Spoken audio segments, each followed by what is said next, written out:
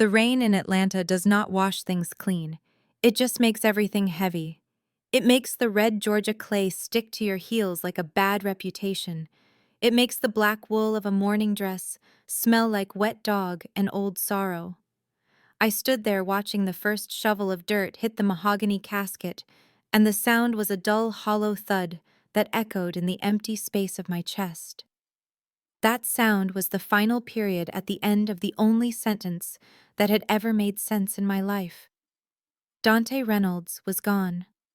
My husband, my partner, the only man who had ever looked at me and seen Jasmine, not just the disappointment of the Reynolds family dynasty. I looked around the cemetery. It was a sprawling, historic place where the city's old money rested under marble angels and weeping willows. I had paid extra for a plot near the oak tree because Dante loved the shade. I had paid for 50 white folding chairs. I had paid for the satin covers to keep the dampness off the seats. I had paid for 50 programs printed on thick cream-colored cardstock with gold lettering. And there they sat. 50 empty chairs arranged in perfect accusing rows. The rain beaded on the white satin, looking like tears the chairs were crying on behalf of the people who refused to show up. Not a single person. No aunts, no uncles, no cousins. Not my father, who always claimed family was the cornerstone of success. Not my mother, Patricia, who would never miss a photo opportunity unless the subject of the photo was something she was ashamed of. And certainly not Ebony, my younger sister, the golden child, the sun around which my parents orbited. The pastor, Reverend Miller, was a kind old man with a voice like gravel and honey. He cleared his throat, his eyes darting nervously to the sea of empty seats. He looked pitying. I hated that look. I did not want pity. I wanted witnesses. I wanted someone else to see that Dante was a good man, a brilliant man, a man who deserved more than a solitude funeral in the rain. Reverend Miller closed his Bible. "Jasmine," he said softly, ignoring the awkwardness of the situation. "Is there anyone else we are waiting for?" He knew the answer. I knew the answer. The two grave diggers leaning on their shovels a few yards away knew the answer. "No, Reverend." I said, my voice sounding strange and tinny in the open air. "Just us. Just me." I pulled my phone out of my clutch. It was a reflex, a desperate, pathetic hope that maybe there had been a traffic jam. Maybe a bridge had collapsed. Maybe a sinkhole had swallowed the entire interstate. Any disaster would be preferable to the truth. I unlocked the screen and the light stung my eyes. I opened the messaging app. The group chat titled "The Reynolds Empire" was active. It had been buzzing against my thigh for the last 20 minutes, vibrating like a nervous heartbeat. I scrolled up, my thumb trembling. They were not talking about the traffic. They were not talking about Dante. They were not asking if I was okay. Ebony had posted a photo. It was a close-up of a floral arrangement. White roses and gold ribbons. The caption read, "Mama, do you think these centerpieces are too tall? I don't want them blocking the camera angles for the toast." My mother had replied instantly, "Perfect, baby, just like a princess deserves." "The lighting at the Ritz is going to make your skin glow." My father had chimed in. "Preston just closed the deal on the venue upgrade.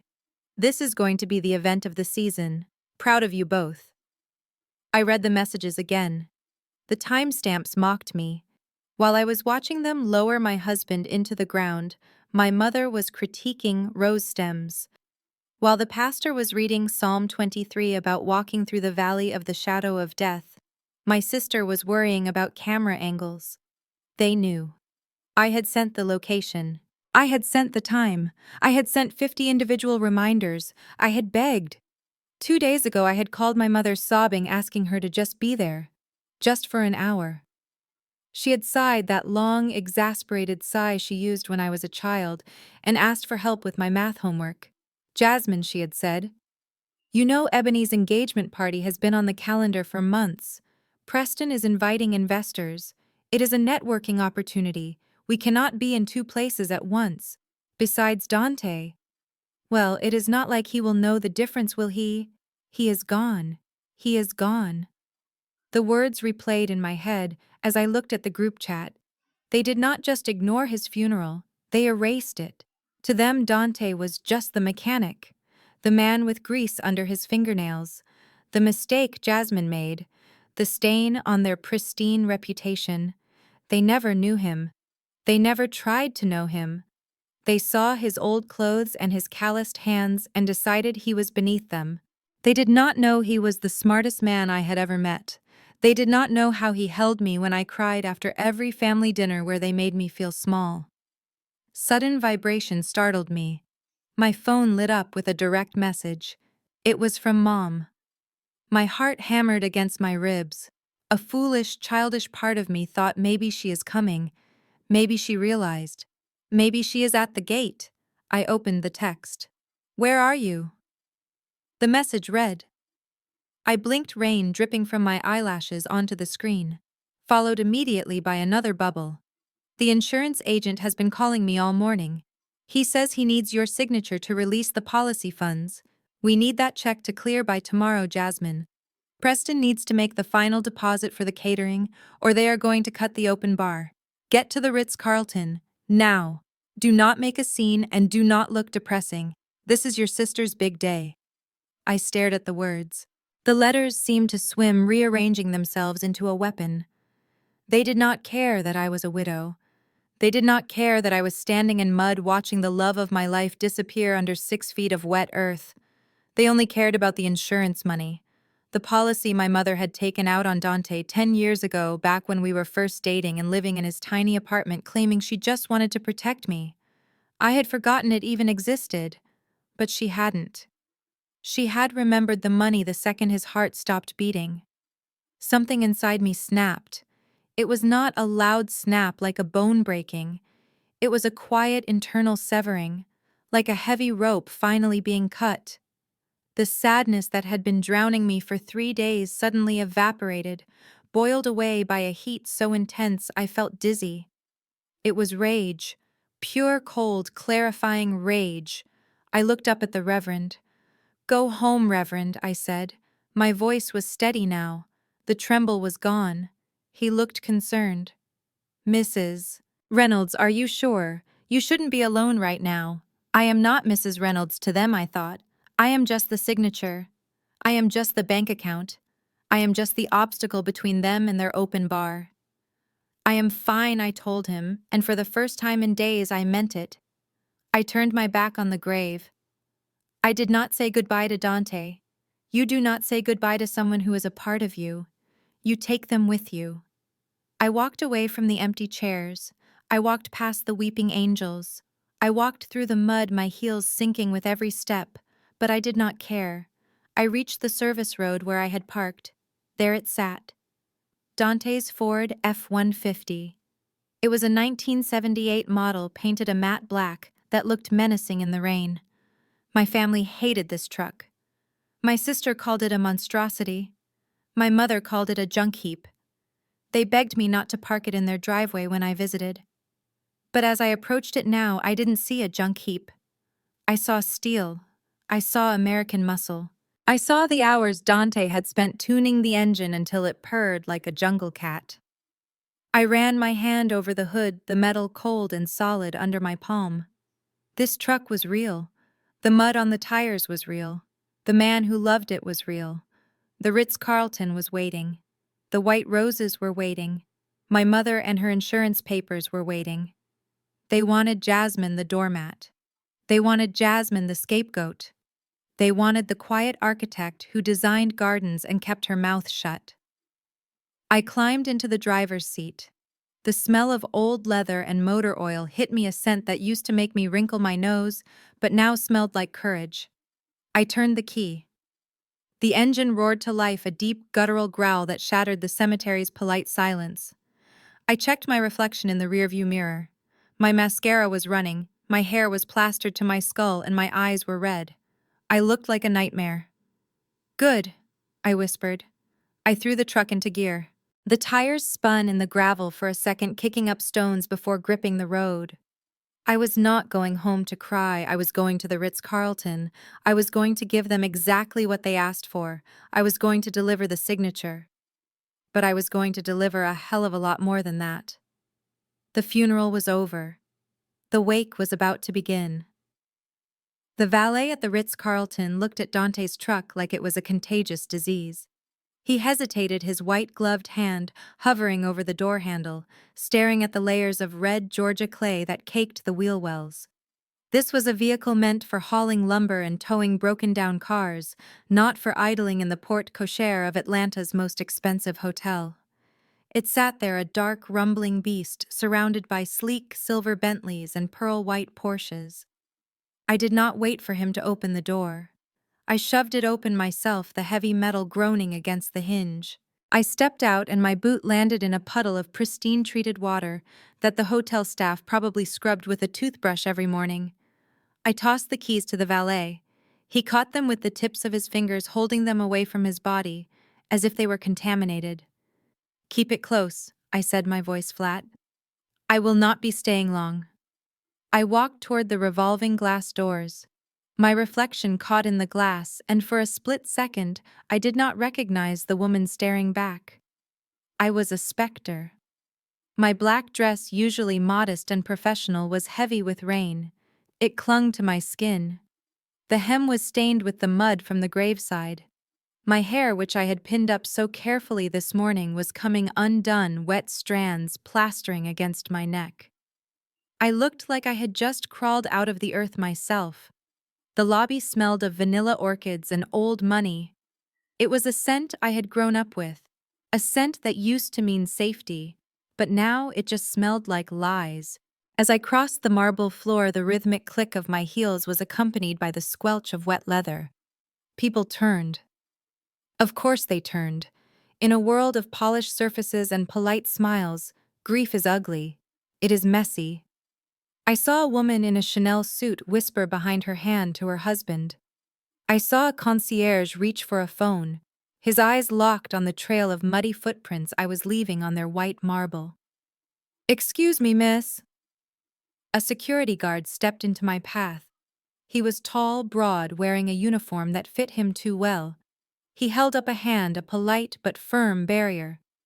"Miss, I cannot let you inside looking like that," he said, his eyes scanning my muddy hem. "This is a private event space." I stopped. I looked up at him. I did not blink.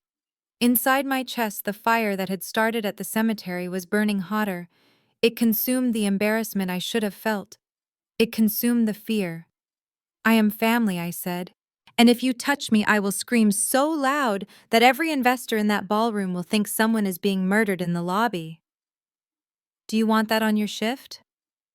He hesitated. He saw something in my eyes. It wasn't madness.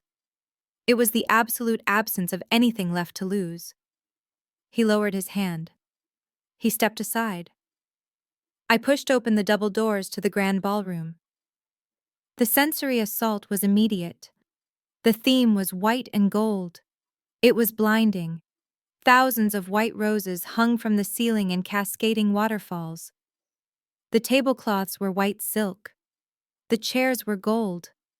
The guests, over 200 of Atlanta's elite, were dressed in shades of cream, ivory, and champagne. It was a sea of brightness, a carefully curated heaven designed for Instagram. And then there was me, a jagged black scar standing in the entrance. The jazz band was playing a soft, upbeat tune, something about love and sunshine. The singer saw me first.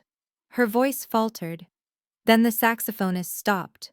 One by one, the instruments died away until there was only the sound of a fork clinking against a glass, and then total silence.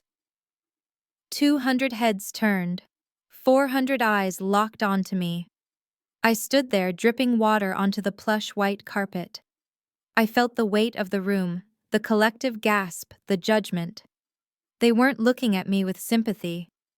They were looking at me with horror. I was a disruption. I was a stain. I was the ghost they had tried to exorcise by ignoring my texts. "Jasmine," The voice was shrill, cutting through the silence like breaking glass. It was Ebony. My sister came marching across the dance floor. She looked like a tiered wedding cake in her engagement dress, a massive structural thing made of white organza. Her hair was pulled back in a severe perfect bun, highlighting the diamond earrings that probably cost more than Dante's entire garage. She did not run to me with open arms. She did not look at my red eyes. She looked at my shoes. She stopped 3 feet away from me, afraid to get her dress dirty. "Are you insane?" she hissed, her voice low and venomous, though in the silent room it carried to the back tables. "Look at you. You are dripping on the carpet. You look like a drowned rat." "Hello, Ebony," I said. "Why are you here?" She waved her hand frantically, as if she could wave me out of existence. "I told Mom to handle you. Today is the most important day of my life. Preston has venture capitalists here. We have photographers from Southern Living here. And you show up looking like the Grim Reaper." I looked at her. I looked at the sister I had tutored in math, the sister I had covered for when she snuck out in high school, the sister whose college tuition I had helped pay for when our parents had a liquidity crisis 5 years ago. I realized I didn't know her. I had never known her. I had only known the version of her I wanted to believe in. "I am not the Grim Reaper, Ebony," I said, my voice calm, contrasting sharply with her hysteria. "I am just the widow." "Widow." She rolled her eyes. "Oh my God, stop being so dramatic. You are ruining the vibe. Go change. Or better yet, go home. We can talk about your little tragedy later when you are presentable." My little tragedy. I took a step forward. Ebony flinched, stepping back to protect her dress. "I buried him today, Ebony," I said. The words came out cold hard like stones. "While you were getting your makeup done, I was watching them shovel dirt onto Dante's face. While you were posing for photos, I was standing alone in the rain. Today was the funeral. You know that. I sent you the time. I sent you the location." A murmur went through the crowd. Someone gasped. Ebony's face flushed pink, not with shame, but with anger at being called out. "Lower your voice," she snapped. "You are embarrassing me. Nobody wants to hear about death at an engagement party. It is selfish, Jasmine. Incredibly selfish." Before I could respond, a hand clamped onto my arm. It was a grip I knew, sharp nails digging into the soft flesh of my bicep.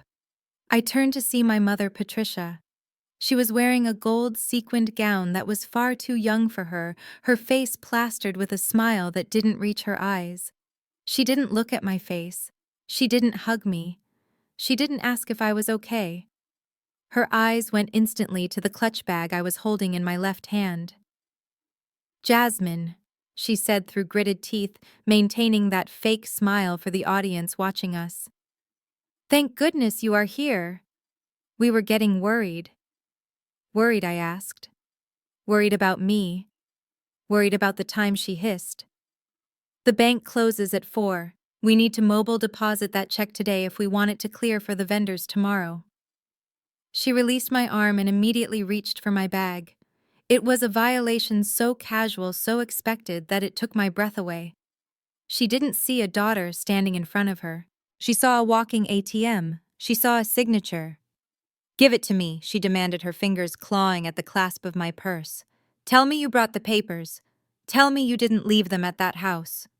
I pulled the bag away, holding it against my chest. The movement made water from my sleeve splash onto her gold sequins. She recoiled as if I had thrown acid on her. "You are wet!" she shrieked, brushing frantically at her dress. "Ugh, Jasmine. Have some respect. This is vintage respect," I repeated. The word tasted like ash in my mouth. "You want respect, Mom?" I looked around the room.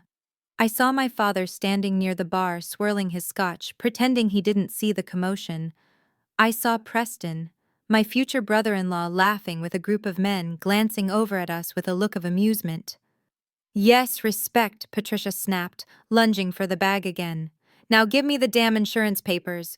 Preston is waiting. He needs to show proof of funds to the caterer before they cut off the champagne." "Do not be difficult, Jasmine. Not today. You owe your sister this. I owe her, I asked. Yes, you owe her.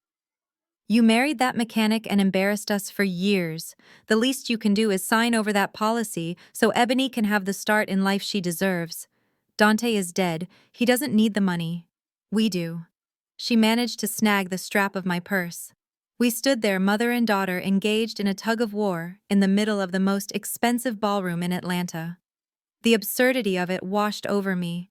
My husband was cold in the ground, my dress was soaked with grave mud, and my mother was fighting me for money to pay for champagne. Let go, I said. Not until you give me the papers, she hissed. I looked at her. I looked deep into the eyes of the woman who had given birth to me, and I finally accepted the truth I had been running from my entire life. She did not love me. She loved what I could provide. She loved the image of a perfect family as long as I stayed in the corner and paid the bills.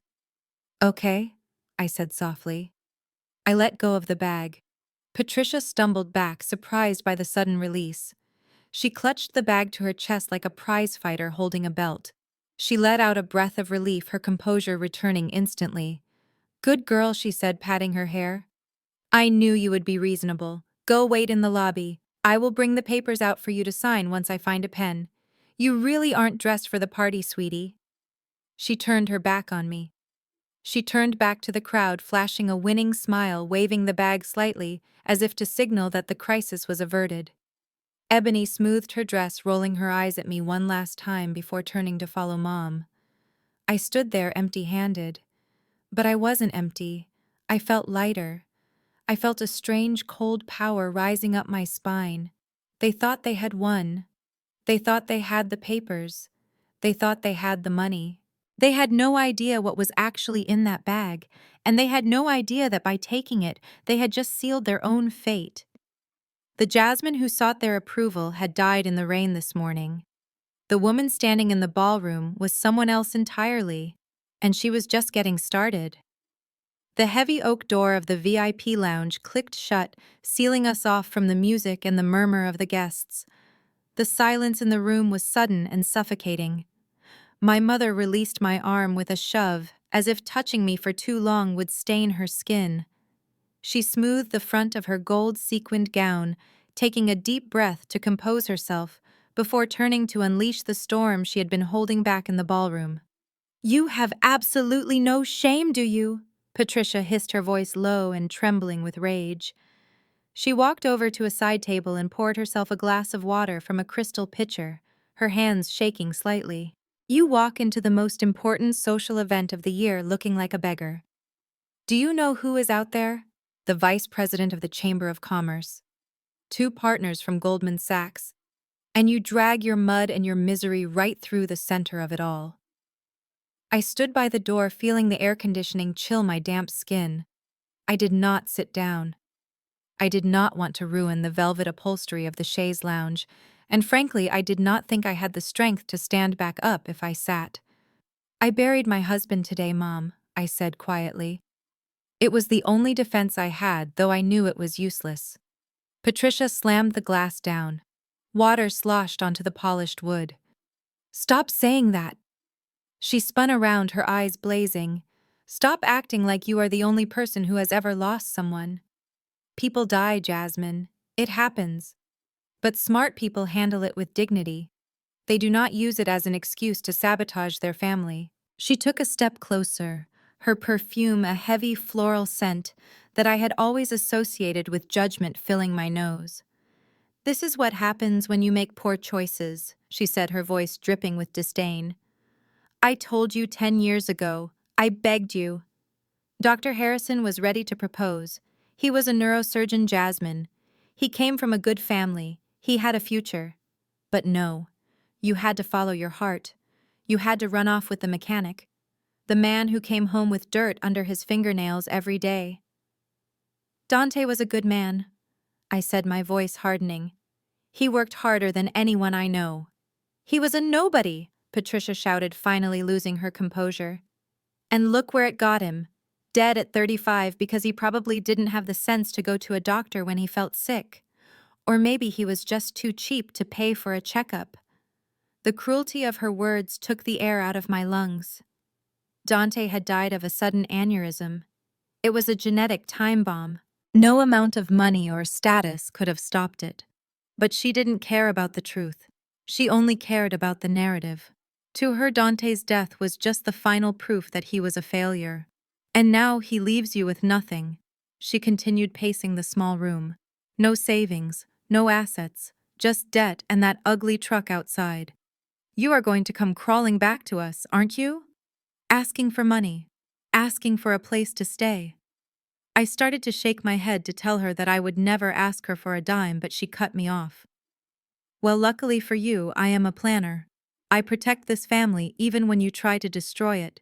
She reached into her clutch and pulled out a folded document. It was old. The edges were soft and worn. I took out a life insurance policy on Dante when you two first moved in together, she said, smoothing the paper on the table.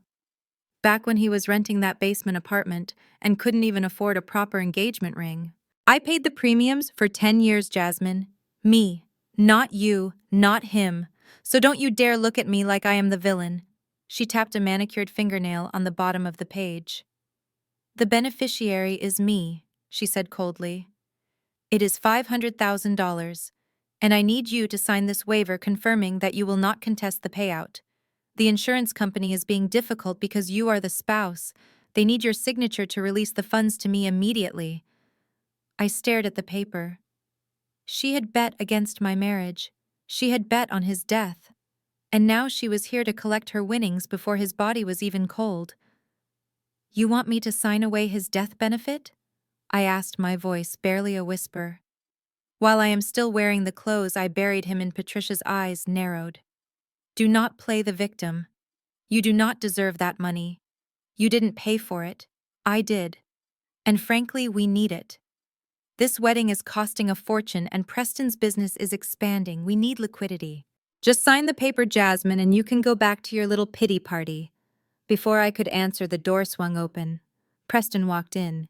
He looked every inch the tech entrepreneur my mother adored.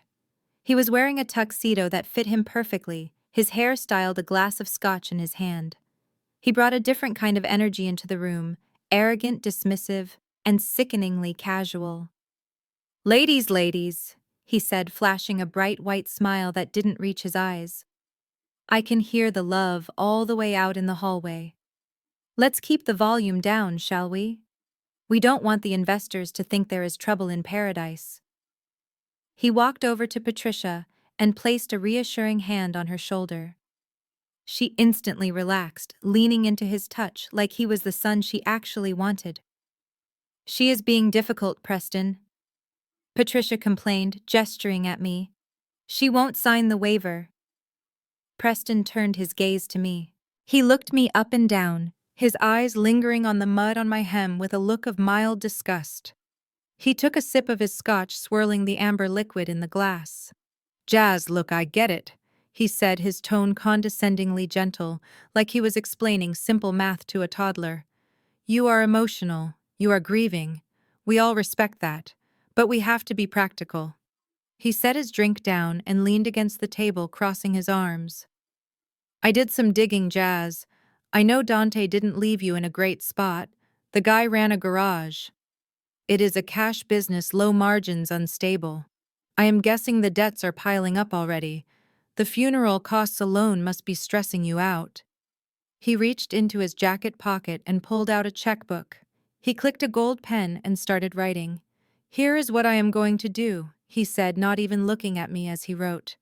I am going to help you out. Family helps family, right? He tore the check out and slid it across the table toward me. $5,000, he said, tapping the check. That should cover a decent service. Nothing fancy but respectable. You can pay off the undertaker and maybe have a little left over for groceries. I looked at the check. $5,000. He thought he could buy my dignity for the price of a used car. What do you want, Preston? I asked. You do not give money away for free. He chuckled, a dry, humorless sound. Sharp girl, I like that. Okay, here is the deal. I need that property Dante was operating out of. That old warehouse district is being rezoned. I have some clients, high net worth individuals who need secure climate controlled storage for their luxury vehicles. Ferraris, Lamborghinis. They don't want to park them on the street. He stepped closer, invading my personal space. Dante's garage is a dump, Jazz.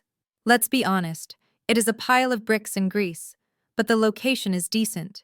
If you sign the deed over to me, I will take the headache off your hands.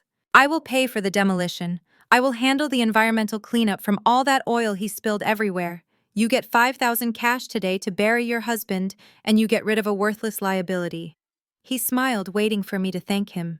It was a perfect storm of ignorance. My mother wanted the insurance money because she thought Dante was a broke failure. Preston wanted the garage because he thought it was a shack he could steal for pennies. They thought Dante was a nobody. They thought he was just a mechanic who fixed Toyotas and changed oil. They had never asked him about his work. They had never visited his office. They had never looked beyond his work boots. They didn't know that the garage was a 20,000 square foot facility equipped with state-of-the-art robotics. They didn't know that Dante wasn't fixing Corollas. He was designing custom intake manifolds for Formula One racing teams. They didn't know that the dump Preston wanted to bulldoze sat on land that Dante owned outright, land that had tripled in value in the last 5 years. And they certainly didn't know about the patent. I looked from my mother's greedy, desperate eyes to Preston's smug, predatory grin. They weren't grieving. They were vultures. They saw a carcass and they wanted to pick the bones clean before the sun went down. A cold calm settled over me. It was the calm of a sniper waiting for the wind to die down. If I screamed at them now, if I told them the truth, they wouldn't believe me. Or worse, they would try to take it all. I needed to be smarter. I needed to be like Dante. I needed to let them underestimate me until it was too late for them to run. You really think his garage is worthless? I asked softly, my eyes wide and feigning innocence. Preston laughed. Jazz, it is a teardown. I am doing you a favor. The taxes alone will bankrupt you in 6 months. And the insurance. I turned to my mother. You really need it that bad? It is rightfully mine, she sniffed. And yes, weddings are expensive. I looked at the waiver. I looked at the check for $5,000. Okay, I said. Preston's eyebrows shot up. Smart choice. I picked up the pen. My hand did not shake. I signed the waiver for the insurance. I pushed it toward my mother. She snatched it up, instantly checking the signature like a hawk. And the garage? Preston asked, uncapping his pen again, ready to draft a quick agreement on a napkin if he had to. I can't sign the deed over today, I lied smoothly. The papers are with the lawyer. But I can bring you the transfer documents, when Preston demanded. Monday, I said. There is a reading of the will on Monday morning. Bring your checkbook, Preston. If you want the garage, we can settle it then. Monday works, Preston said, looking at his watch. I will have my legal team draft the transfer. Just bring the keys and the deed. I turned to the door. I didn't take the $5,000 check. I left it sitting on the table. Where are you going? Mom asked, already tucking the insurance waiver into her purse. You can't go back out there. You are a mess. I am leaving, I said. I have a funeral to pay for. I walked out of the VIP room. I didn't look back. I didn't see the smirk on Preston's face or the relief on my mother's. I walked through the lobby past the security guard, who watched me with suspicion, and out into the cool night air. The rain had stopped. The air smelled of wet pavement and ozone. I climbed into Dante's truck and sat there for a moment in the dark. My hands gripped the steering wheel until my knuckles turned white. They wanted the money. They wanted the building. They wanted to erase Dante and pave over his life with a parking lot for rich people's toys. I started the engine. The rumble of the V8 was a comfort, a deep, angry growl that matched the feeling in my chest. They invited themselves to the reading of the will. They invited themselves to their own execution. And I was going to enjoy every single second of it. The tip of the ballpoint pen hovered over the signature line. The paper was cheap copy paper, stark white against the dark mahogany of the table. My hand was trembling, but not from the fear my mother assumed was gripping me. It was trembling from the sheer effort it took not to rip the document into 1,000 pieces and throw it in her face. Every fiber of my being screamed at me to fight, to flip the table, to scream the truth about Dante's millions and watch their smug expressions shatter like glass.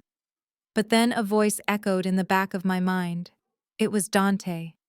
I closed my eyes for a fraction of a second and I was back on our front porch 3 months ago. The sun was setting, casting long shadows across the yard. Dante was wiping grease from his hands with a rag, looking at me with those intense, knowing eyes. He had been talking about his estate planning, a conversation I had tried to shut down because I did not want to imagine a world without him. He had held my face in his hands and said, "Jasmine, listen to me. If something happens, they are going to come for you. They are going to come with their hands out and their teeth bared. Do not fight them immediately. Let them think they have won. Let them show you exactly who they are when they think nobody is watching. Let them expose their own greed. That is the only way you will be free of them forever. Let them show their teeth." I opened my eyes. I looked at my mother, who was tapping her foot impatiently. I looked at Preston, who was already mentally spending the money from the garage sale. I looked at Ebony, who was checking her reflection in her phone screen, bored by my hesitation. They had shown their teeth. They had bitten me while I was down, and now I had to let them think they had swallowed me whole. I remembered the phone call with Mr. Sterling early that morning. The lawyer had been adamant. Let them sign the waivers, Jasmine. Let them commit to their narrative. The more they deny Dante's worth, the harder they will fall when the truth comes out. It is a legal trap, and they are walking right into it. I took a deep, shaky breath. I let my shoulders slump forward. I allowed my face to crumble, letting the exhaustion and the grief take over my features. I made myself small. I made myself look exactly like the defeated, penniless widow they wanted to see. I looked up at my mother, making sure my eyes were wet with tears. "Mom," I whispered, my voice cracking. "You are right. I cannot do this alone." Patricia stopped tapping her foot. Her eyes lit up. She leaned in, smelling victory. I continued, letting a sob escape. "I do not have any money, Mom. Dante left me with nothing. The funeral cost the debts, the house upkeep. I do not know how I am going to survive the next month." I paused, looking between her and Preston. "If I sign this, if I give you the insurance money, can you help me? Just a little. Could you loan me a few $1,000s from the payout, just so I can buy groceries? Just until I find a cheaper place to live." The room went silent. I held my breath. This was the test. This was the moment that would seal their fate in my heart forever. Even a stranger would have said yes. Even a monster might have thrown a crumb to a starving dog. Patricia and Ebony exchanged a look. And then slowly a smile spread across my mother's face. It was not a kind smile. It was the smile of a predator who realizes the prey has a broken leg. She laughed. A short, sharp sound. "Oh, Jasmine," she said, shaking her head. "You always were a beggar at heart." She reached out and patted my cheek. Her hand was cold. "We will see," she said. "But I am not going to promise anything. You need to learn how to stand on your own 2 feet. Maybe this is a good lesson for you. If you had married Dr. Harrison, you would not be begging your mother for grocery money at 32 years old." Ebony chimed in, not looking up from her phone. "Yeah, it really depends on your attitude, Jasmine. If you ruin my party today, do not expect a dime. But if you disappear and let us enjoy the night, maybe Mom will cut you a check for a few $100. Maybe." Preston chuckled, shaking his head as he poured himself another drink. Unbelievable. The entitlement.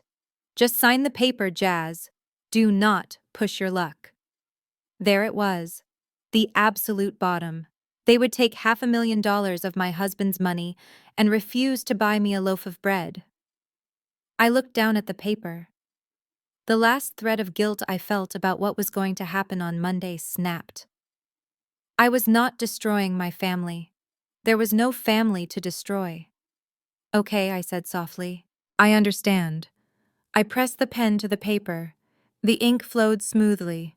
I signed my name, Jasmine Reynolds. I dated it. I pushed the document across the table to my mother. She snatched it up so fast she almost knocked over her water glass. She blew on the ink to dry at her eyes, scanning the signature to make sure it was legitimate. Finally, she breathed, folding the paper and shoving it deep into her clutch. That wasn't so hard, was it? She stood up, signaling that the meeting was over. She had what she came for. I was no longer useful. Now fix your face before you leave, she said, adjusting her dress. And use the back exit. We do not want the guests seeing you leave looking like a swamp creature. I stood up. My legs felt strong. The trembling had stopped. I will see myself out, I said. I turned to Preston. He was blocking the path to the door, looking pleased with himself. He thought he had just acquired a prime piece of real estate for the price of a funeral. I reached into the pocket of my sodden dress. My fingers brushed against the heavy black cardstock of the business card Mr. Sterling had given me. It was embossed with gold lettering, thick and expensive. I stopped in front of Preston. I looked up at him. I needed him to be close. I will bring the deed on Monday. Preston, I said, making my voice sound hollow. Good, he said, looking over my head. 9 a.m. Don't be late. I have a tea time at noon. I reached out as if to steady myself on his arm. He flinched slightly, but didn't pull away. With a quick sleight of hand movement that Dante had taught me, a trick he used when he was surprising me with jewelry, I slipped the black card into the breast pocket of Preston's tuxedo jacket. It slid in behind his silk pocket square, invisible to him but right against his heart. Thank you for the offer, I said. It means a lot. I walked past him. I walked past Ebony, who didn't even wave. I walked past my mother, who was already texting the insurance agent. I opened the heavy oak door and stepped out into the hallway. The music from the ballroom hit me again, a cheerful, upbeat jazz number that felt miles away from where I was mentally. I walked down the corridor, but I didn't head for the back exit. I walked straight through the main lobby. I held my head high. I did not care about the mud anymore. I did not care about the stairs. I was walking out of a prison I hadn't realized I was in for 30 years. Back inside the VIP room, the air was thick with self-congratulation. Preston laughed, adjusting his jacket. God, she is pathetic. Did you see her shaking? Patricia was beaming. She is desperate. That is good for us. It means she won't fight us on the house or the car. We can strip that mechanic's estate clean by the end of the month. Ebony giggled. I can't believe she actually asked for a loan. The nerve. Preston reached into his pocket to check for his cigar cutter. His fingers brushed against something sharp and stiff. He frowned. He pulled out the black card. What is this? He muttered. He held it up to the light. The gold embossing caught the glare of the chandelier. Sterling, Vance and Partners, he read aloud. Attorneys at law. He flipped the card over. There was a handwritten note on the back in elegant cursive script. Formal notice of testamentary reading. The last will and testament of Dante Reynolds. Monday, 9:00 a.m. Attendance is mandatory for all named parties. Preston stared at the card. A confused frown creased his forehead. Sterling, he whispered. That is the most expensive firm in the city.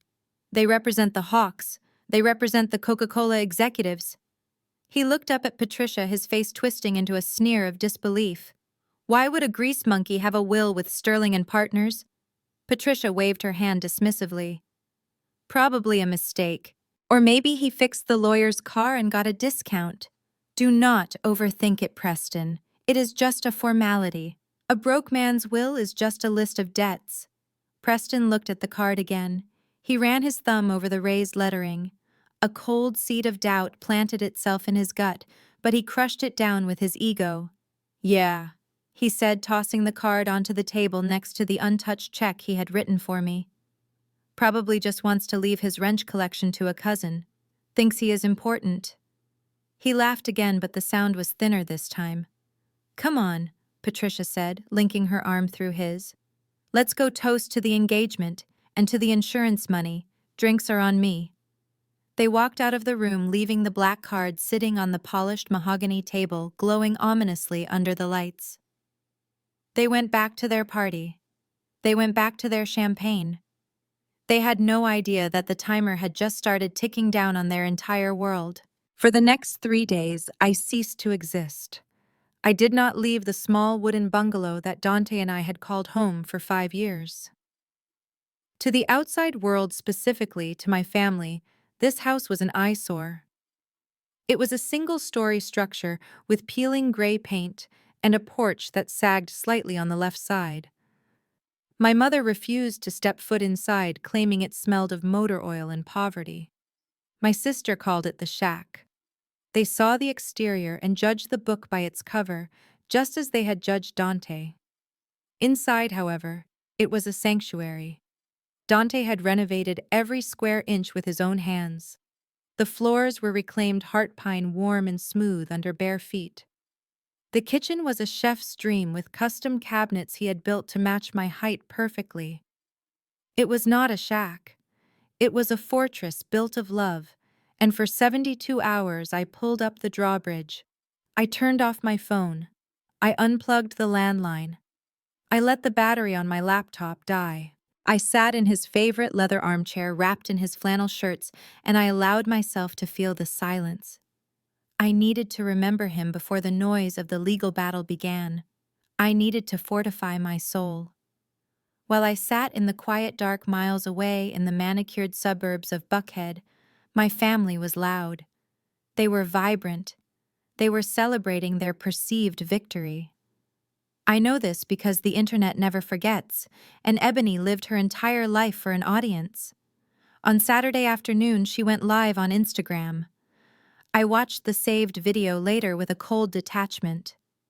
The camera was set up in my parents' living room, framed perfectly to show off the crystal chandelier and the white grand piano that nobody knew how to play. Ebony sat in the center of the frame, wearing a white silk robe with bride embroidered on the back in gold thread. My mother sat next to her, beaming like she had just won the lottery. "Hey guys," Ebony chirped, waving at the screen with her manicured hand. "We are doing a huge unboxing today. The engagement gifts have been pouring in, and we are just so blessed." She held up a box from Tiffany & Co. "Preston's business partners sent this. Look at these champagne flutes. They are exquisite." My mother leaned in, her face heavily made up. "Only the best for my baby. We are going to need these for the after party. By the way, everyone keeps asking about the venue expansion." Ebony laughed, a tinkling, practiced sound. "Oh yes, big news. You guys know that ugly lot next to Mom and Dad's estate? The one with the creepy old house? Well, we are finally acquiring it. We are going to bulldoze it next month to put in an infinity pool and a guest house for Preston and me." My mother nodded vigorously. "It has been a long time coming. We finally cleared the legal hurdles. It is going to be stunning. No more eyesores bringing down our property value." They were talking about my home. They were talking about the house where I had nursed Dante through the flu. The house where we had danced in the kitchen at 2 in the morning. They spoke of destroying it with the same casual tone one uses when discussing pulling weeds. They did not mention my name. They did not mention that the legal hurdle was a grieving widow. They just saw land. They just saw a swimming pool. But the camera only shows what the user wants you to see. It did not show what was happening in the hallway just outside the frame. It did not show Preston pacing back and forth on the expensive Persian rug, sweating through his polo shirt. Preston was not celebrating. He was suffocating. While Ebony was showing off crystal glasses, Preston was staring at his phone screen, watching red numbers bleed across his portfolio app. The tech genius facade was crumbling. He had leveraged his company's assets to cover a massive gambling debt in Las Vegas 6 months ago, convinced he could earn it back on a risky cryptocurrency bet. He was wrong. The market had crashed 48 hours ago. He was currently down $2 million. His creditors were not the kind of men who sent polite letters. They were men who made phone calls at midnight. He had missed 3 payments. He needed cash. He needed it fast. He needed liquid assets he could flip. He looked at the closed door of the living room, listening to Ebony giggle about her wedding registry. He felt a surge of resentment. He needed that insurance money. But more importantly, he needed the deed to Dante's garage. He had lied to Jasmine about wanting it for parking. He already had a buyer lined up, a developer who wanted the land for a high-rise condo project. The offer was $1.5 million for the land alone. That money would save his life. It would plug the hole in his company's accounts before the auditors arrived next month. He wiped the sweat from his forehead. He had to get that deed on Monday. Jasmine was weak. She was stupid. She would sign. She had to sign. Sunday night arrived, the eve of the confrontation. My family gathered for their traditional Sunday dinner. The dining table was set with fine china, roast beef, glazed carrots, expensive red wine breathing in a decanter. There were 4 places set. My seat was conspicuously absent. My father Robert was a quiet man. He had spent 30 years letting my mother steer the ship, nodding along to avoid conflict. He cut his meat slowly, the silence at the table heavy despite the clinking of silverware. He looked at the empty space where I used to sit. "Patricia," he said, his voice hesitant. "Have you heard from Jasmine?" I tried calling her cell, but it went straight to voicemail. My mother didn't look up from her plate. "She is fine, Robert. She is sulking. You know how she gets. She wants us to chase her. She wants to be the center of attention because she is jealous of Ebony." Robert frowned. "She just lost her husband, Pat. Maybe we should go over there. Check on her." "Absolutely not," my mother snapped, slicing a carrot with unnecessary force. "We are not going to that disgusting shack. Besides, she needs to learn a lesson. She disrespected us at the party. She made a scene. If she wants to be part of this family, she needs to come to us with an apology." Ebony took a sip of wine. "She will be there tomorrow morning, Dad. She promised Preston she would bring the papers. She needs the money we offered her. She is broke. She has no choice." Preston nodded, though his hand shook slightly as he lifted his glass. "Yeah, Robert. Do not worry. We are handling it. We are actually doing her a favor. We are taking liabilities off her hands. We are being generous." My father sighed and went back to his meal. He was a weak man. He loved his comfort more than he loved justice. He swallowed his concern along with his roast beef, choosing the path of least resistance. He convinced himself that his wife and daughter knew best.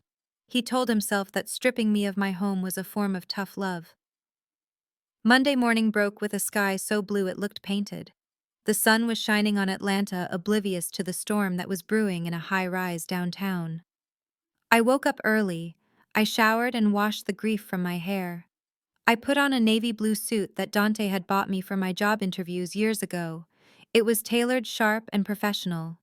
I pulled my hair back into a tight bun. I put on my glasses. I looked in the mirror. I did not see a widow. I saw an architect. I saw a woman who knew how to build structures that could withstand hurricanes. Across town, the Reynolds family was also preparing. They treated the mourning like a runway show. Ebony wore a white dress, continuing her bridal theme. My mother wore a crimson power suit intended to intimidate. Preston wore his best Italian suit, trying to project the image of a successful CEO. They piled into Preston's leased Mercedes. The mood was high. They were confident. "Can you believe the address on the card?" Ebony laughed from the back seat. "It is probably a shared workspace. Or maybe a closet inside a strip mall." My mother checked her lipstick in the visor mirror. "Just remember the plan. We get the signature for the garage transfer first. Then we give her the check for $5,000. If she cries, ignore her. We have a lunch reservation at Le Bilboquet at noon. We need to be out of there by 11. Preston gripped the steering wheel. He drove fast. He was eager to get the paper that would save his skin. He imagined the meeting. A dusty office, a tired, cheap lawyer in a wrinkled suit, Jasmine crying in the corner. He would dazzle them with legal jargon, throw some cash on the table, and walk out a winner. They pulled up to the curb at the address I had given them. The laughter in the car died instantly. They were not at a strip mall.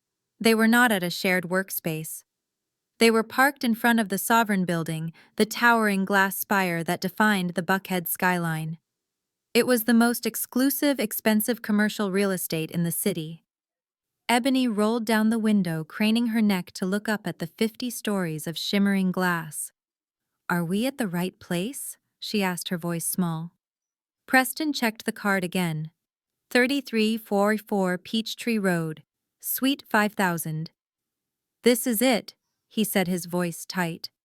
My mother scoffed, recovering her composure quickly. "Well, maybe the lawyer rents a small interior office. Or maybe Dante was being sued by someone powerful, and that is why we are here. Do not be intimidated. It changes nothing. Jasmine is still broke. Dante was still a nobody." They got out of the car. They walked into the lobby with their heads held high, the click of their expensive shoes echoing on the marble. They smiled at the receptionist. They pressed the button for the penthouse floor. They thought they were walking into a negotiation they had already won. They had no idea they were stepping onto a trapdoor that I had spent the last 3 days unlocking. The elevator doors closed, sealing them in. Going up. The elevator ride was a silent ascent into the stratosphere. The digital display above the brushed steel doors counted the floors upward in rapid succession. 10, 20, 30. My ears popped as we passed the 40th floor. The Reynolds family stood around me in the confined space, but the air between us was thin and cold. My mother Patricia kept adjusting her crimson jacket, her eyes darting to the floor numbers with a mixture of confusion and annoyance. She had expected a basement office. She had expected a strip mall next to a laundromat. She had not expected the private express elevator of the Sovereign Building, the tallest and most exclusive address in Atlanta. Ebony was the first to break the silence. She looked at her reflection in the mirrored wall of the elevator, smoothing her white dress. "Why are we going so high?" she asked, her voice tinged with a nervous tremor she tried to hide. "I thought broke people lawyers worked on the ground floor so they could run away from creditors faster." Preston chuckled, though the sound was tight. "Maybe he is jumping out the window," he joked. My mother let out a sharp, derisive laugh. "Don't be silly. This is obviously a debt collection firm. Dante probably owed money to every shark in the city. They probably dragged his estate up here to squeeze blood from a stone. That is why we are here. To tell them there is no money and to walk away." The elevator chimed softly. The doors slid open. We were not greeted by a debt collector. We were not greeted by a chaotic office filled with ringing phones and piles of paper. We stepped out into a lobby that was quieter than a cathedral and twice as expensive.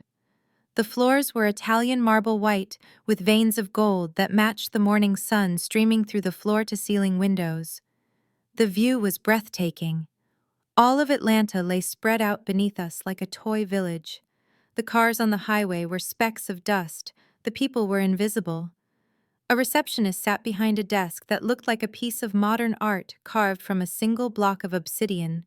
She was an elegant woman with silver hair pulled back in a chignon. She did not look up with annoyance. She looked up with recognition. "Mrs. Reynolds," she said, her voice smooth and professional. "Mr. Sterling is expecting you in the boardroom." My mother blinked. She opened her mouth to speak, to demand an explanation, to ask why a mechanic had a meeting in the penthouse, but the receptionist had already gestured toward a set of massive double doors made of frosted glass. I walked forward. I did not wait for them. I knew the way. I had been here yesterday on Sunday while they were unboxing champagne flutes. I pushed open the glass doors and stepped into the inner sanctum. The boardroom was vast.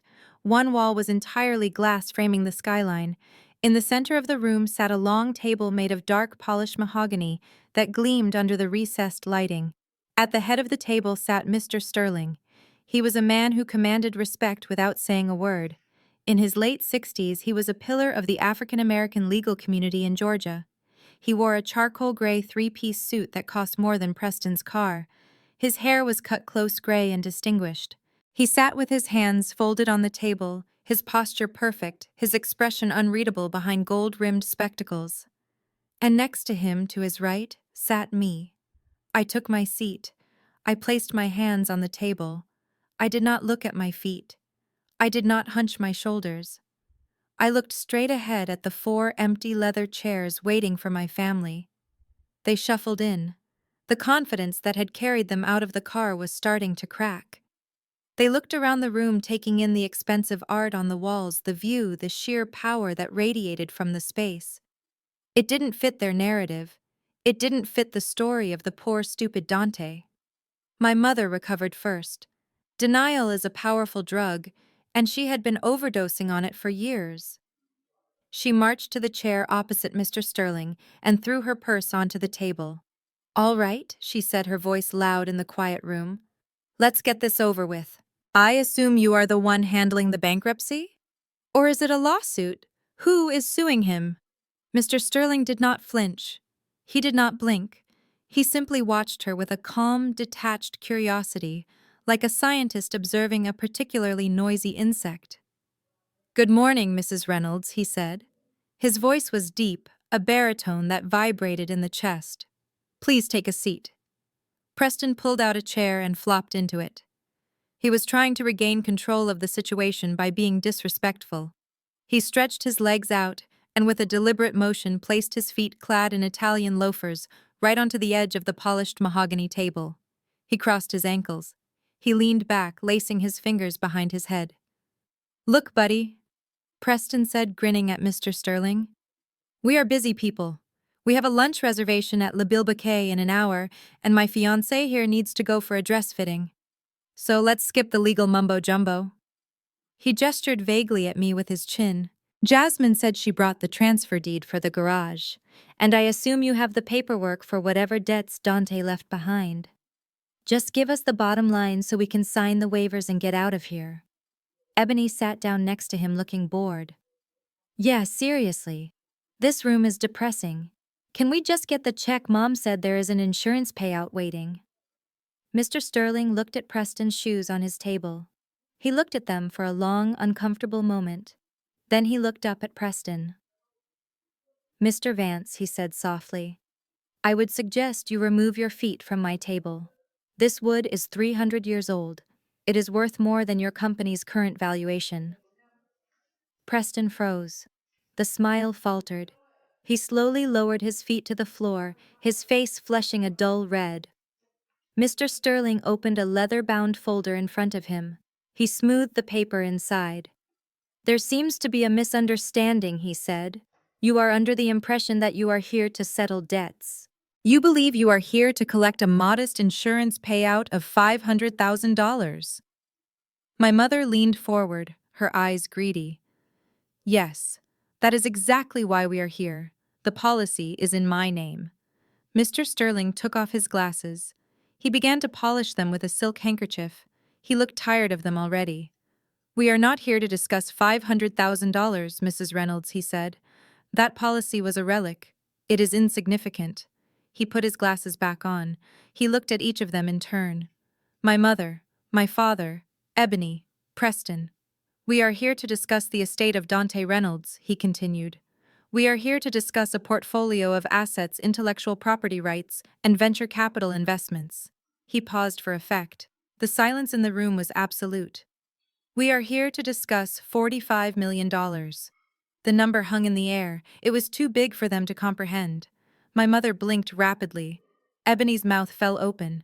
Preston went still as a statue. 45? What my mother whispered.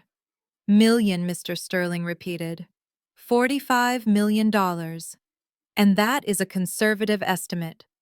Preston let out a short, nervous laugh. "You are joking. This is a prank, right, Dante?" "The mechanic. The guy who drove a truck from the 70s. Mr. Sterling did not smile. He reached into the folder and pulled out a stack of documents. He slid them across the table. They were glossy brochures, patent filings, and bank statements. Dante Reynolds was not just a mechanic, Mr. Vance. He was the founder of DR Logistics and Engineering. He held 12 patents for high-performance engine cooling systems used by NASCAR and Formula One. He was also the majority shareholder in several tech startups. Mr. Sterling leaned forward, his eyes locking onto Preston's, including a 51% stake in a company called TechStart. "Does that name sound familiar to you?" Mr. Vance? Preston's face drained of color.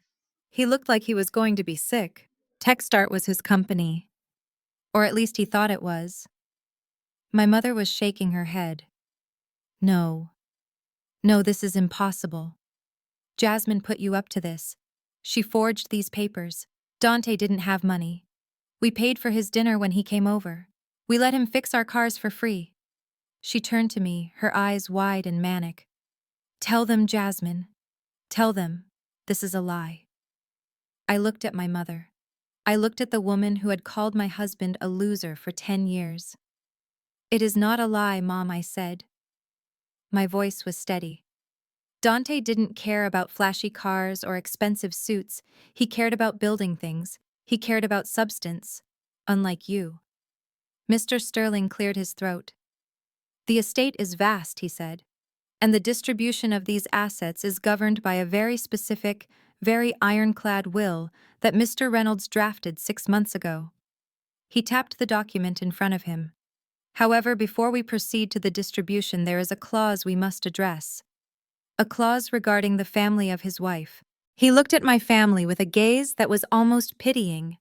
It is called the respect clause, and I am afraid none of you have met the criteria to satisfy it. My mother looked from the lawyer to me, and for the first time I saw true fear in her eyes. She wasn't looking at a daughter anymore. She was looking at a judge, and she knew deep down in her hollow heart that the verdict was going to destroy her. The silence that followed the lawyer's declaration was heavy enough to crush bones. $45 million. The number seemed to bounce off the glass walls of the penthouse, echoing in the vast emptiness of the room. For 10 seconds, nobody moved. Nobody breathed. It was as if the oxygen had been sucked out of the air conditioning vents. I watched my family. I watched the blood drain from their faces, leaving them pale and waxy under the expensive boardroom lights. They looked like statues of their own greed frozen in a moment of absolute comprehension failure. Then the spell broke. My mother Patricia let out a laugh. It was a sharp, jagged sound, loud and bordering on hysterical. She slapped her hand on the mahogany table, shaking her head as if she had just heard a ridiculous joke. "Oh, please," she scoffed, leaning back in her chair and crossing her arms. "You almost had me there for a second, Mr. Sterling. You really are a dramatic old man. $45 million. In what currency?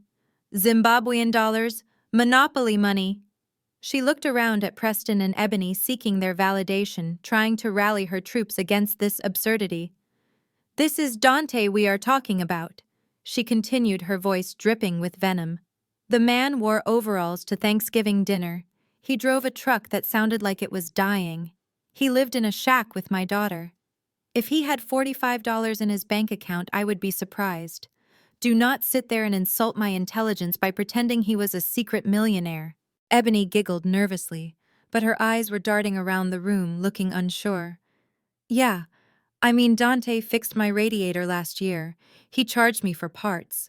Would a millionaire charge his sister-in-law for a radiator hose? Mr. Sterling did not argue. He did not raise his voice. He simply pressed a button on the small console built into the table. The automated blinds on the floor-to-ceiling windows began to lower, dimming the bright Atlanta sun. A large projection screen descended silently from the ceiling behind him. "I think it is time you met the real Dante Reynolds," Mr. Sterling said softly. The screen flickered to life.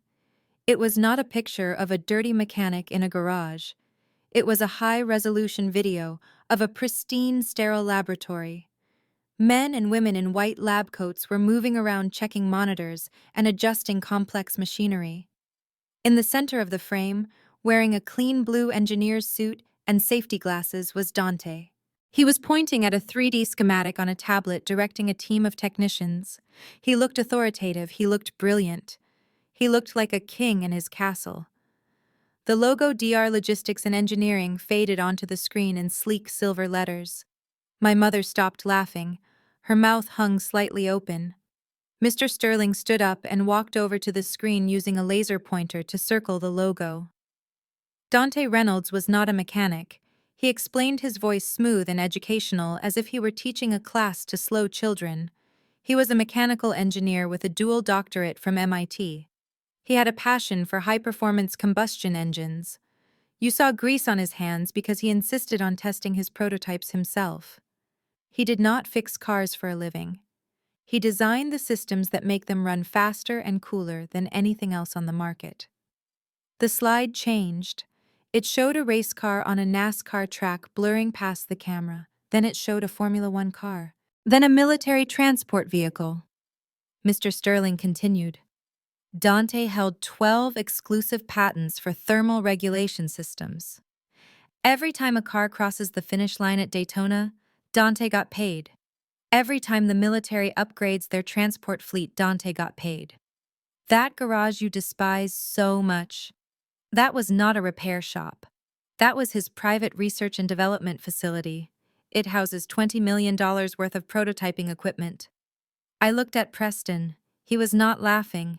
He was staring at the screen with the intensity of a man watching a car crash. Sweat had begun to bead on his forehead, glistening under the dim lights. He knew what R&D facilities cost. He knew what military contracts looked like. The arrogance was melting off him like wax near a fire. Mr. Sterling clicked the remote again. A pie chart appeared. It was broken into slices labeled real estate stocks and liquid assets. But Dante was not just an inventor, Sterling said. He was a diversification genius. He pointed to the blue slice of the chart. While you were mocking his truck, Dante was buying commercial real estate in developing districts. He owns 3 warehouses near the airport. He owns the land under 2 shopping centers in Midtown. And he was an early angel investor in a little company you might have heard of called NVIDIA. Ebony let out a small, strangled squeak. NVIDIA, she whispered. Sterling nodded. He bought in 10 years ago. He never sold. That portfolio alone is worth $12 million today. The room fell silent again. This time it was not the silence of confusion. It was the silence of horror. My family was doing the math.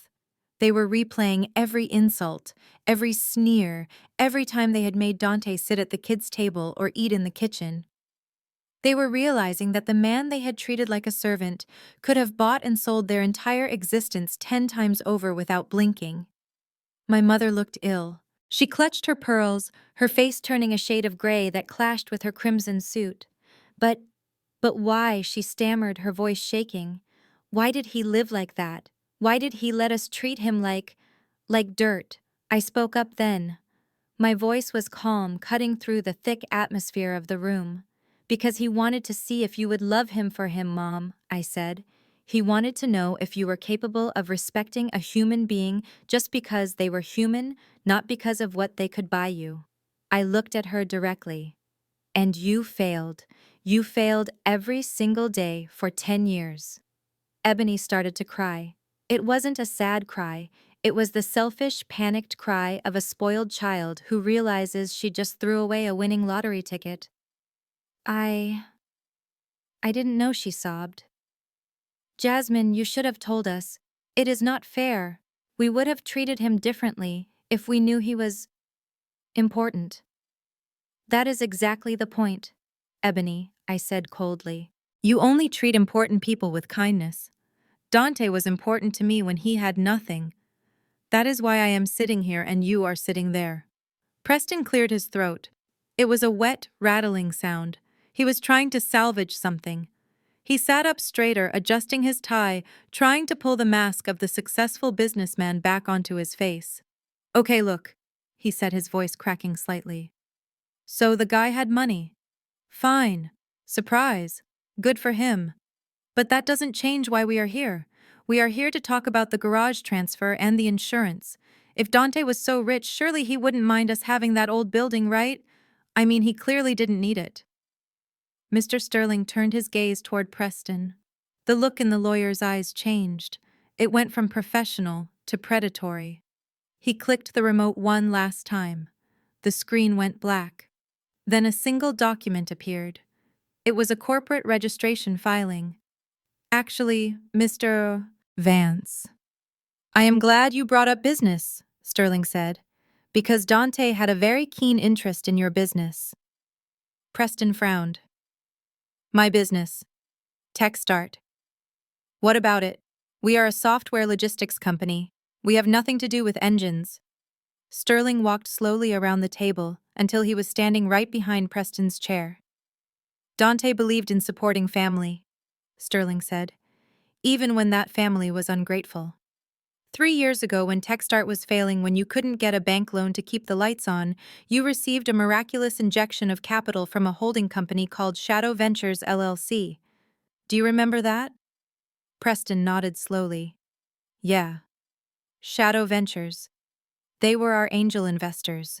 They saved us. I never met the principal owner. They just sent the checks and let me run the show. Sterling leaned down. He placed a hand on the back of Preston's chair. He leaned close to Preston's ear, but he spoke loud enough for the whole room to hear. Shadow Ventures LLC is a wholly owned subsidiary of DR Logistics, Sterling whispered. Preston froze. His eyes bulged. That means, Sterling continued, straightening up and walking back to the head of the table, that Dante Reynolds did not just fix your sister-in-law's car. He fixed your company. He bought 51% of TechStart to keep you from going bankrupt. Sterling pressed a button on the remote, and the document zoomed in on the signature line at the bottom. It was signed by Dante Reynolds. The lawyer looked at Preston with a smile that was all teeth. Dante Reynolds is the majority shareholder of your company, Mr. Vance. He is the silent partner you have been bragging about to your country club friends. And as the executor of his estate, and on behalf of his sole heir, Mrs. Jasmine Reynolds, Sterling pointed a finger directly at Preston's sweating face. We are very concerned about the way you have been managing our company, specifically the $2 million in company funds that seem to have disappeared into offshore gambling sites in the last 6 months. Preston stopped breathing. The room spun. The arrogant, successful CEO was gone. In his place sat a man who realized he had just spent 3 years insulting his own boss, and that boss had left the power to fire him in the hands of the woman he had just tried to bribe with $5,000. The silence in the boardroom shattered the moment Preston slammed his fist onto the mahogany table. The sound was like a gunshot, causing the crystal water pitcher to jump, and Ebony to flinch violently in her seat. Preston stood up, his face a mask of contorted rage that had replaced his usual look of smug superiority. He pointed a shaking finger at Mr. Sterling, veins bulging in his neck as he screamed that this was a lie. He shouted that it was slander and he would sue this entire firm into the ground for defamation. He looked around the room with wild eyes, accusing us of fabricating documents, claiming that a mechanic could not possibly own a controlling stake in a tech company. He was loud, he was aggressive, and he was terrified. Mr. Sterling did not flinch. He did not call for security yet. He simply waited for Preston to run out of breath. He watched the man unravel with the dispassionate gaze of a surgeon looking at a tumor. When Preston finally stopped shouting, chest heaving, Mr. Sterling reached into his leather folder again. He pulled out a thick stack of papers bound with a heavy black clip. He slid them across the polished wood until they came to rest directly in front of Preston. These are the forensic accounting reports from the last fiscal quarter, Mr. Sterling said, his voice cutting through the tension like a razor blade. They detail a series of wire transfers from the TechStart corporate operating account to a shell company in the Cayman Islands. From there, the money was moved to 3 separate online gambling platforms. Preston stared at the binder. He did not open it. He knew exactly what was inside. Mr. Sterling continued reciting the numbers from memory. $2.1 million, Mr. Vance. That is the amount you have siphoned from the company in the last 6 months. You drained the payroll account. You drained the R&D budget. You even dipped into the employee pension fund. Ebony let out a gasp. She turned to look at her fiancé, her eyes wide with horror. Preston, she whispered, the pension fund. But you told me the company was having a record year. You told me we were buying the lake house with your bonus. Preston ignored her.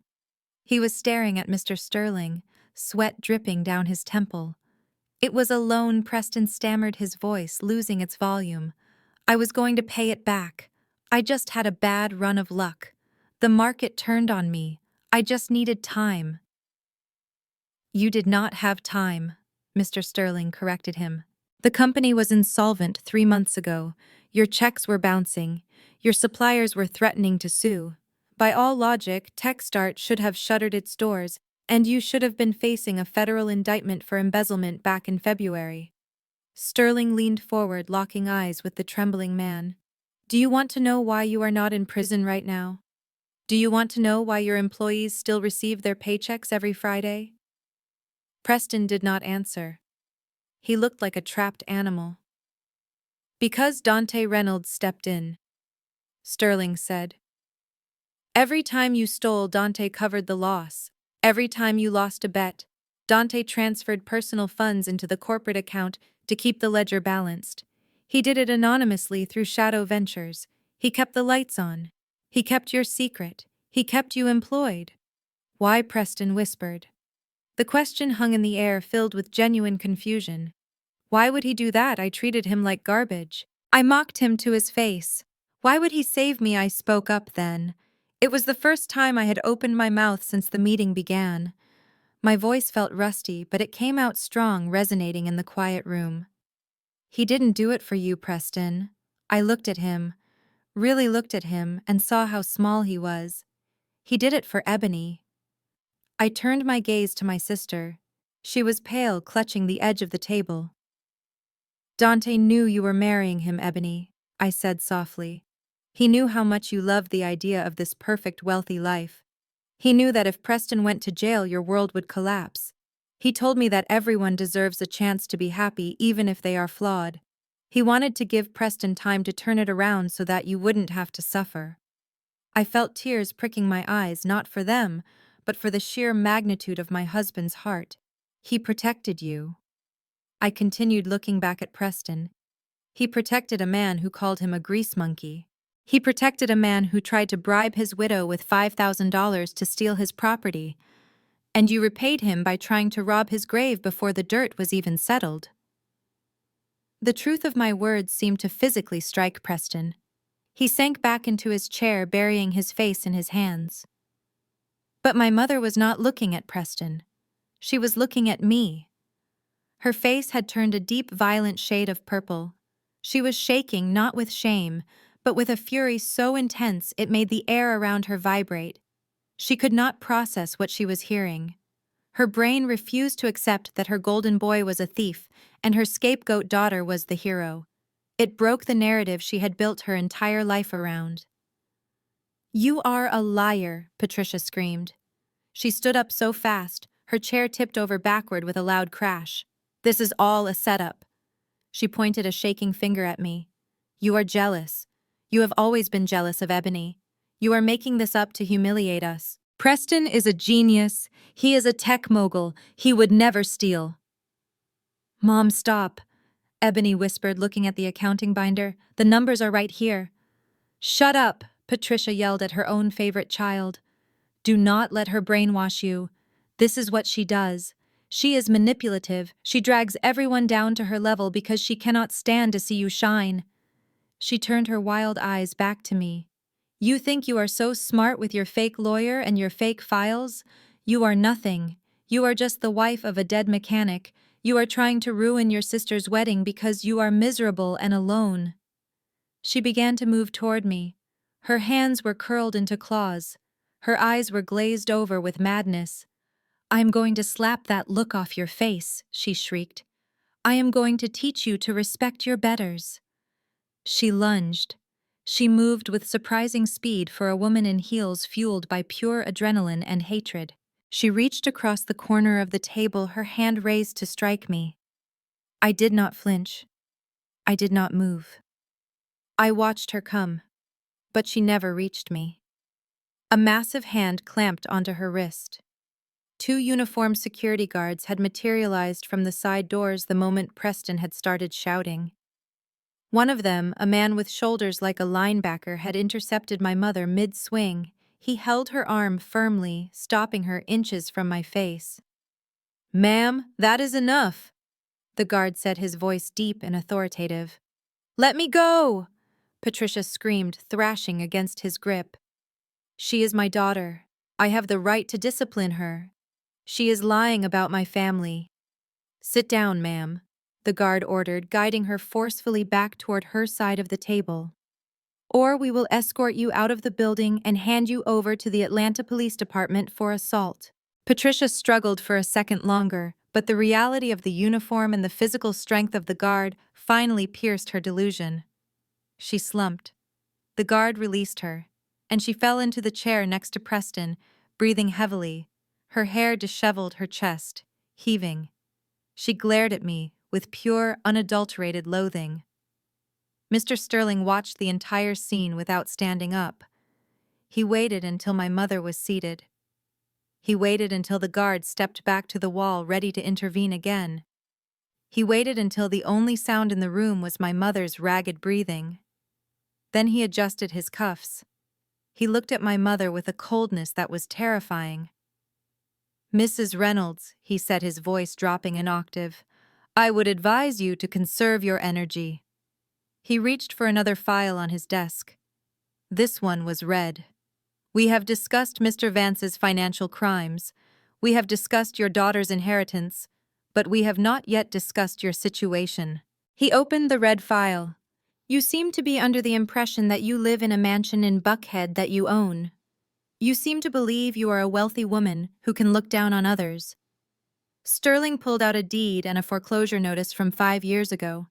"We need to talk about the fact that you have been living on my client's charity for half a decade.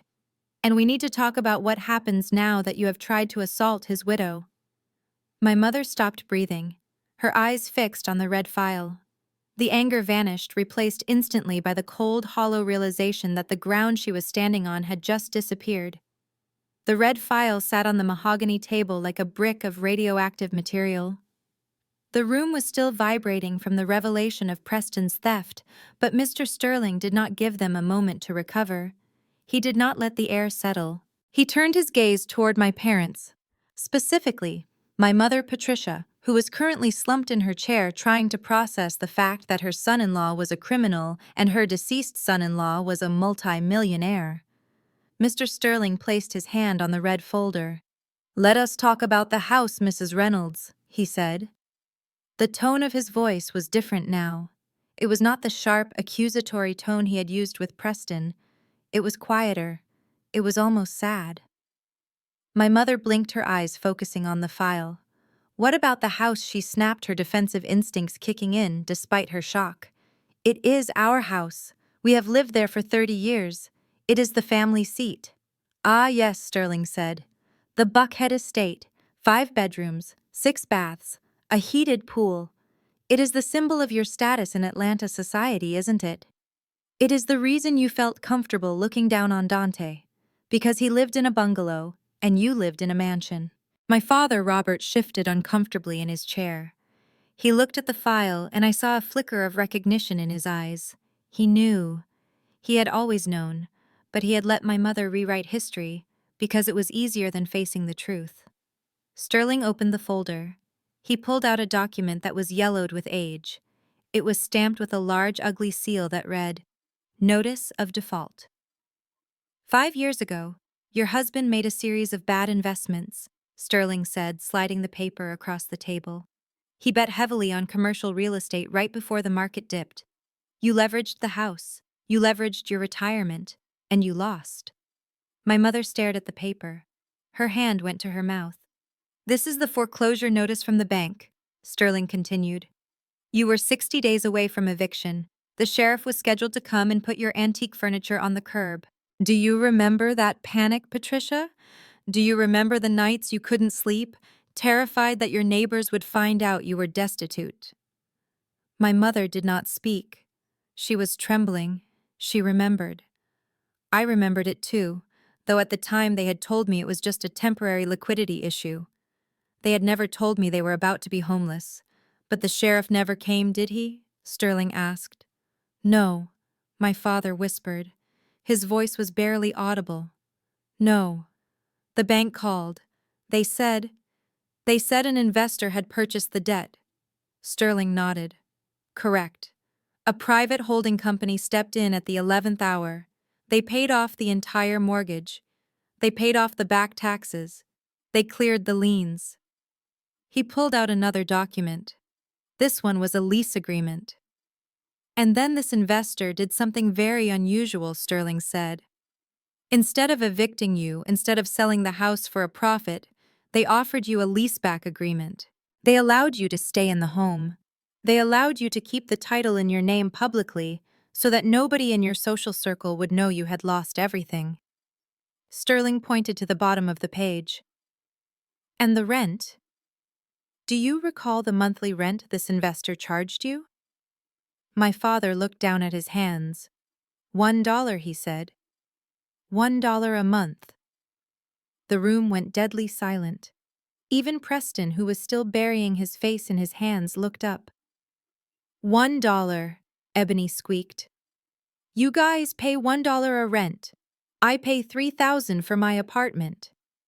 My mother was pale. She looked like a ghost. She knew where this was going. She was trying to shake her head, trying to deny the reality that was barreling toward her like a freight train. Who, she whispered. Who did that? We thought it was an old friend of Robert's. We thought it was someone from the golf club. Mr. Sterling smiled. It was a sad, weary smile. No, Mrs. Reynolds. Your friends at the golf club would have laughed at you. They would have bought your house and turned it into a rental property. He turned the document around so the signature line faced her. The holding company is called Second Chance Properties, Sterling said. It is a shell company created for the sole purpose of managing this one asset. And the sole proprietor of Second Chance Properties, he tapped the signature, is Dante Reynolds. My mother stopped breathing. The air left her lungs in a sharp hiss. No, she gasped. No, that isn't possible. He was poor. We bought him dinner. Sterling slammed the folder shut. The sound made everyone jump. He bought you a life. Sterling's voice thundered, losing its calm for the first time. For 5 years, Dante Reynolds has paid your property taxes. He has paid for your roof repairs. He has paid for the landscaping that you brag about to your friends. He saved you from humiliation. He saved you from homelessness. And he did it anonymously because he knew that your pride was the only thing you had left. I watched my father. He let out a long, broken moan. He clutched his chest, his face crumbling into a mask of absolute shame. He slumped forward, his elbows hitting the table, burying his face in his arms. He was weeping. He was crying because he realized that the man he had barred from family photos was the only reason he had a roof over his head. But my mother was not crying yet. She was staring at me. Her eyes were wide, filled with a horror that went beyond money. It was the horror of a narcissist who sees her reflection clearly for the first time. You knew, she whispered to me. You knew this whole time I looked at her. I sat up straight in my chair, feeling the strength of Dante beside me. I found out 3 days ago, I said. When I went through his files for the funeral. I stood up. I walked slowly around the table until I was standing right next to her. I wanted her to look at me. I wanted her to see the daughter she had thrown away. He never told me, Mom, I said softly. He never threw it in my face. He never used it to win an argument. He sat at your dinner table every Sunday. He listened to you mock his job. He listened to you call his truck a piece of junk. He listened to you tell me I should have married a doctor. I leaned down, my face inches from hers. He sat there and ate your roast beef, knowing that he owned the table you were serving it on. He knew he owned the chair you were sitting in. He knew that the roof over your head was there because of his checkbook. And he never said a word. Because he loved me, and because he pitied you. My mother flinched as if I had slapped her. But here is the part I cannot forgive, Mom, I said, my voice dropping to a whisper that was colder than the grave. You have been living in my husband's house for 5 years. You have been sleeping in safety because of his money. You have maintained your reputation because of his silence. And yet, when he died, you couldn't even give him 1 hour of your time. I pointed to the window toward the direction of the cemetery. You went to a party, I said. You drank champagne. You laughed. You worried about flower arrangements. You left me to bury the man who saved your life all by myself. My father let out a sob, his shoulders shaking. My mother looked up at me. Her lips were trembling. She tried to speak, to offer some excuse, to find some way to twist this back into her favor, but the words died in her throat. There was no spin for this. There was no lie big enough to cover the magnitude of her ingratitude. Jasmine, she choked out. We didn't know. That is not an excuse, I said. It is a confession. You didn't know because you didn't care to look. You judged him by his hands, not his heart. And now you have lost both. I straightened up and looked at Mr. Sterling. Show them the rest, I said. Finish it. Sterling nodded. He opened the file again. As I mentioned, Sterling said, his voice returning to businesslike precision. The lease agreement was for 5 years. It expired yesterday. He looked at my parents. Dante had prepared a renewal. He was going to let you stay for another 5 years. He had the papers ready to sign on his desk the day he died. Sterling held up a document. It was unsigned. But he died before he could execute it, which means the property has reverted to the estate. It is now an asset controlled by his sole heir. Sterling handed the unsigned lease to me. The fate of the house is now entirely up to Mrs. Jasmine Reynolds, he said. I took the paper. I looked at it. I looked at the signatures of my parents from 5 years ago, desperate scrawls of people trying to save their image. My mother looked at the paper in my hands. She looked at me. For the first time in my life, she wasn't looking at me with disappointment. She was looking at me with terror. She realized that the power dynamic had not just shifted, it had inverted. I held her world in my hands. Jasmine, she breathed. Baby, please. I looked at her. I looked at the woman who had demanded I sign away my husband's insurance money an hour ago. I looked at the woman who had tried to slap me for telling the truth. I didn't say anything. I just placed the unsigned lease on the table. And then slowly, deliberately, I pushed it away from me, toward the shredder that sat in the corner of the office. The message was clear. There would be no renewal. There would be no more $1 rent. The landlord was dead, and the new owner was done being the family doormat. The sound of the shredder devouring the lease agreement faded, leaving a silence in the boardroom that was heavier than lead. My mother was paralyzed, her eyes locked on the machine that had just eaten her security. My father was weeping silently into his hands. But Ebony was vibrating. The shock that had silenced her initially was now morphing into a frantic, cornered animal aggression.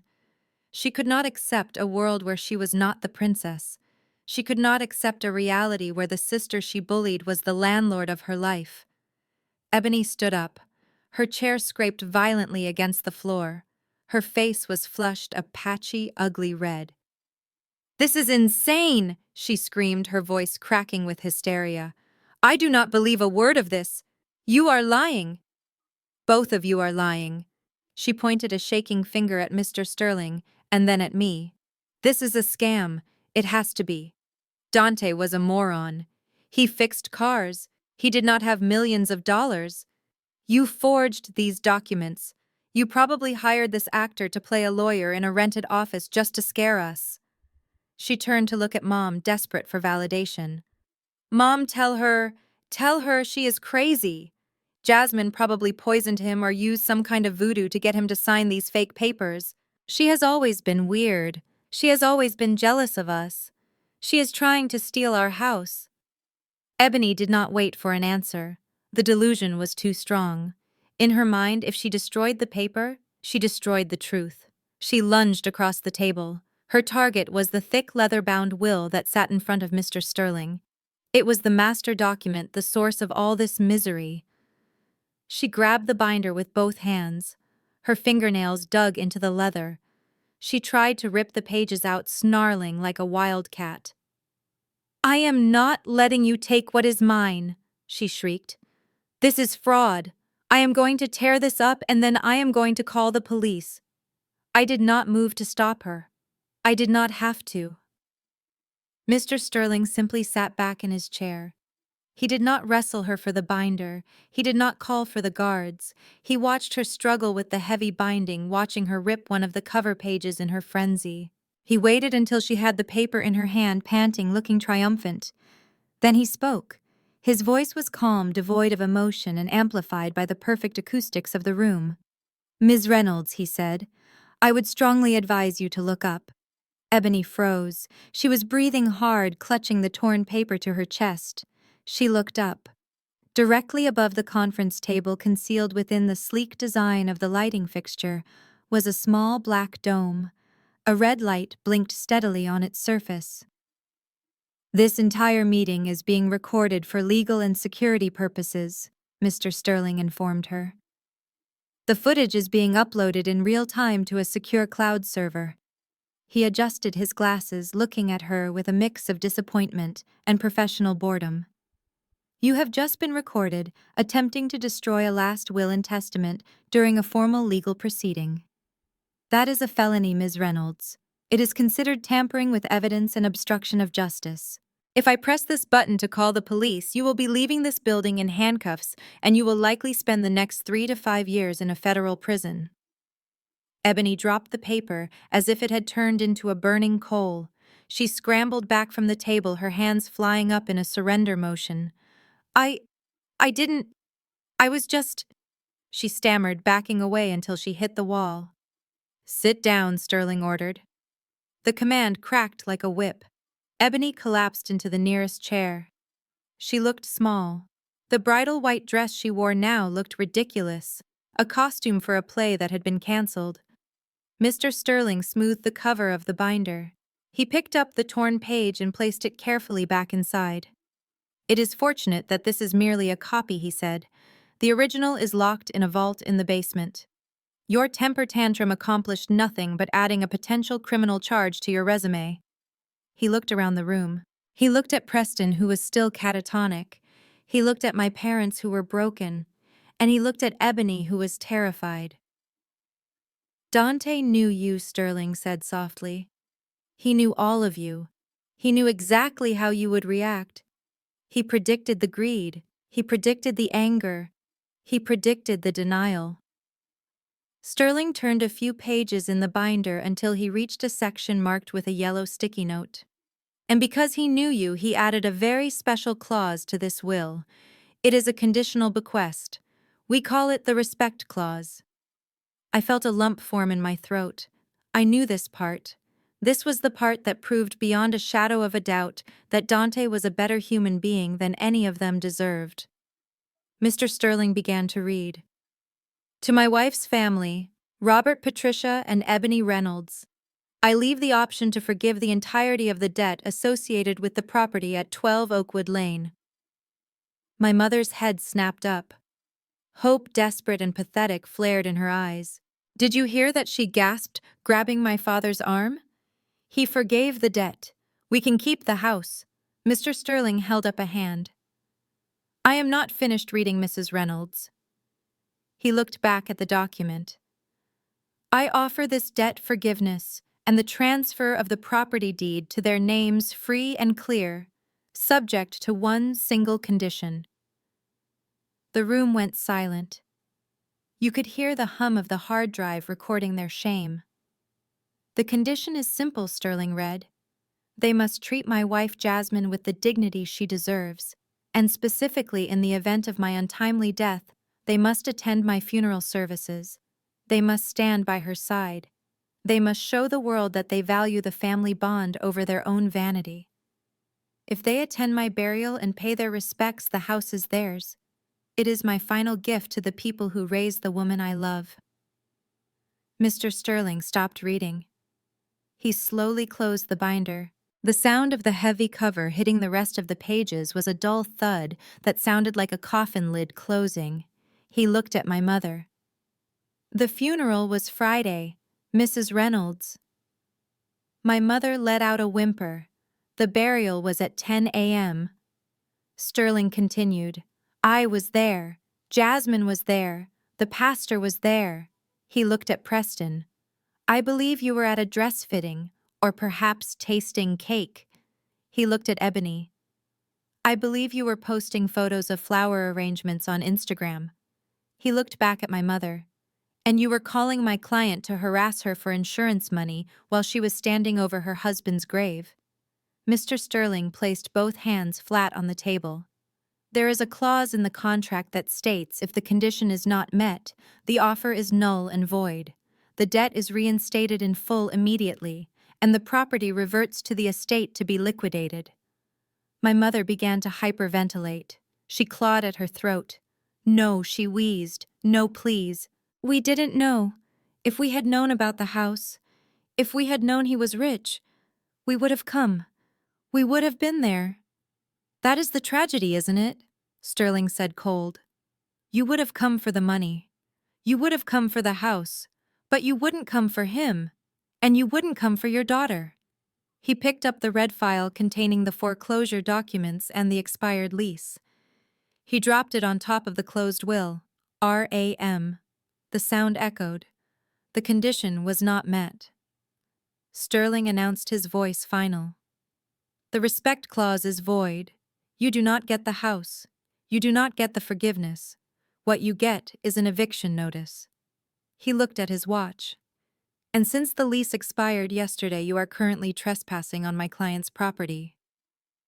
Ebony burst into tears, burying her face in her hands. Preston stared at the wall, seeing his life disintegrate.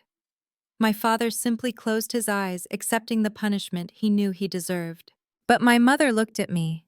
She looked at me with the eyes of a drowning woman who realizes the lifeboat just sailed away because she was too proud to grab the rope. Jasmine, she whispered. I looked at her. I felt nothing. No hate, no love. Just the emptiness of a transaction that had finally been settled.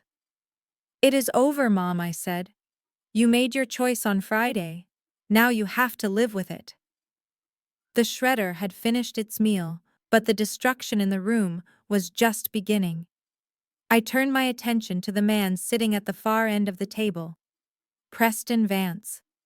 The man who had walked into this room with his feet on the table and a sneer on his lips was now a trembling wreck. He was staring at the closed door where the security guard stood, his skin the color of old paste. He knew what was coming.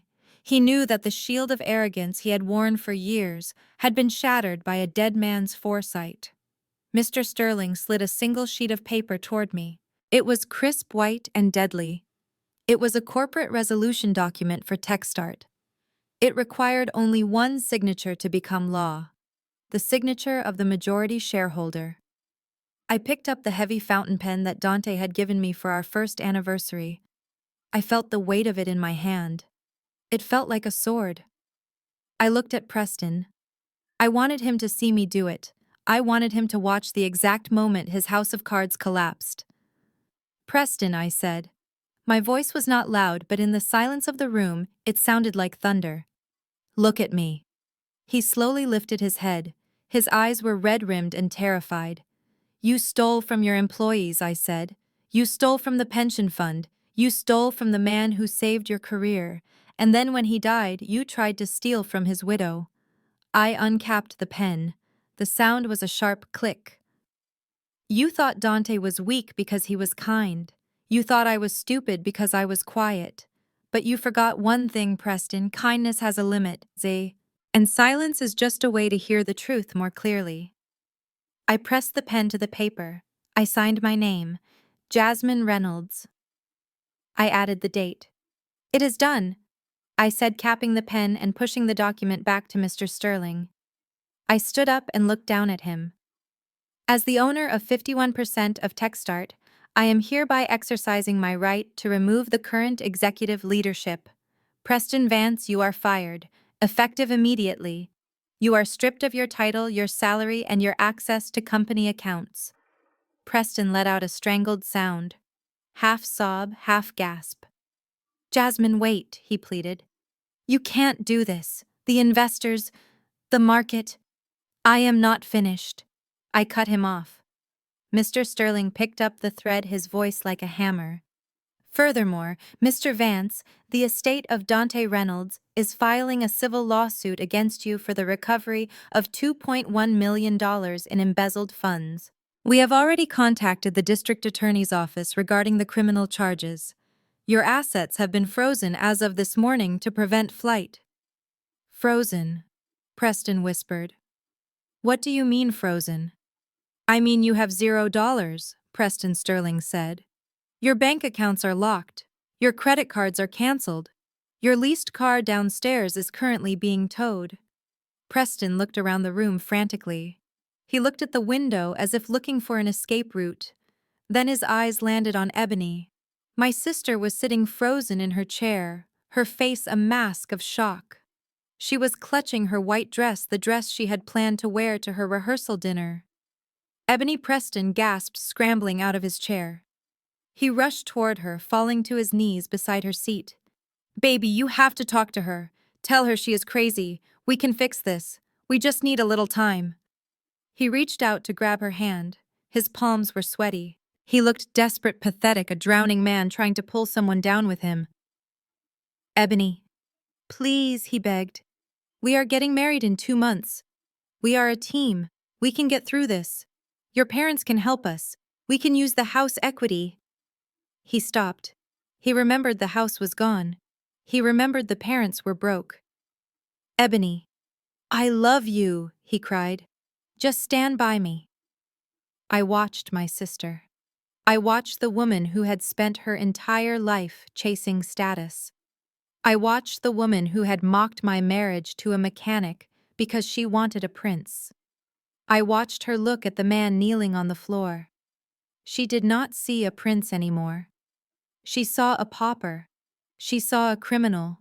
She saw a man who could no longer buy her the lifestyle she felt entitled to. Ebony pulled her hand away as if he had burned her. She recoiled, pressing her back against the chair. Don't touch me, she screamed. Preston froze. Ebony, get away from me, she yelled, her face twisting in disgust. You are broke. You stole money. You are going to prison, but we are in love, Preston stammered. I am not marrying a felon, Ebony shrieked. I am not marrying a man with no money. Do you know how embarrassing this is? Do you know what my friends will say? You lied to me, Preston. You told me you were rich. She stood up, shaking her dress to make sure he hadn't touched it. I am done, she said coldly. The wedding is off. Do not call me. Do not come near me. Preston slumped back on his heels. He looked destroyed. The rejection from the woman he had stolen millions to impress was the final blow. Mr. Sterling nodded to the security guards. Gentlemen, please remove Mr. Vance from the premises. The 2 guards stepped forward. They hauled Preston up by his armpits. He did not fight them. He went limp, his legs dragging on the expensive carpet. He was weeping openly now, a broken man who had lost everything in the span of 30 minutes because he tried to take too much. As they dragged him through the glass doors, he looked back at me one last time. There was no hate in his eyes anymore, just regret. But it was too late for regret. The elevator doors opened and they shoved him inside.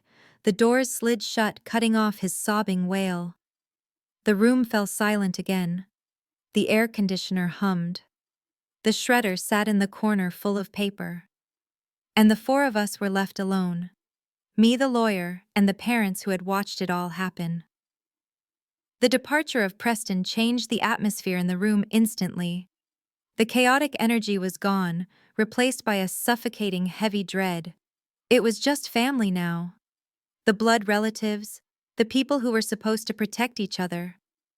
My father was still sitting with his head in his hands, unable to look at me. But my mother was a survivor. She was a chameleon. And now that her golden boy was gone, now that her financial safety net had been shredded, she did the only thing she knew how to do. She pivoted. She took a deep breath. She wiped the frantic look from her face. She smoothed her hair.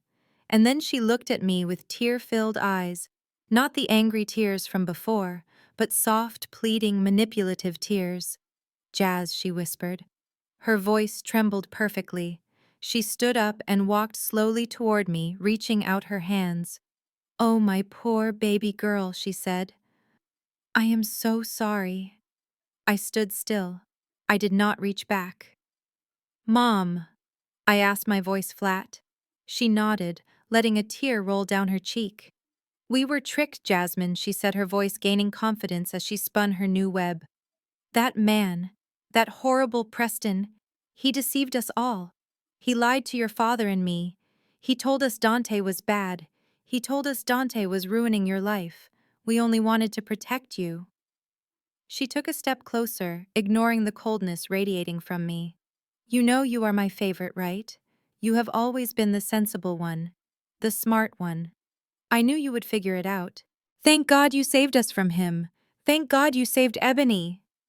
She glanced at Ebony, who was sitting in the corner sulking, and then looked back at me with a desperate, hungry intensity. "We are a family, Jasmine. Blood is thicker than water. We make mistakes, but we forgive. That is what we do." She reached out to touch my arm. "Now about the house. Surely you were just trying to scare us, right?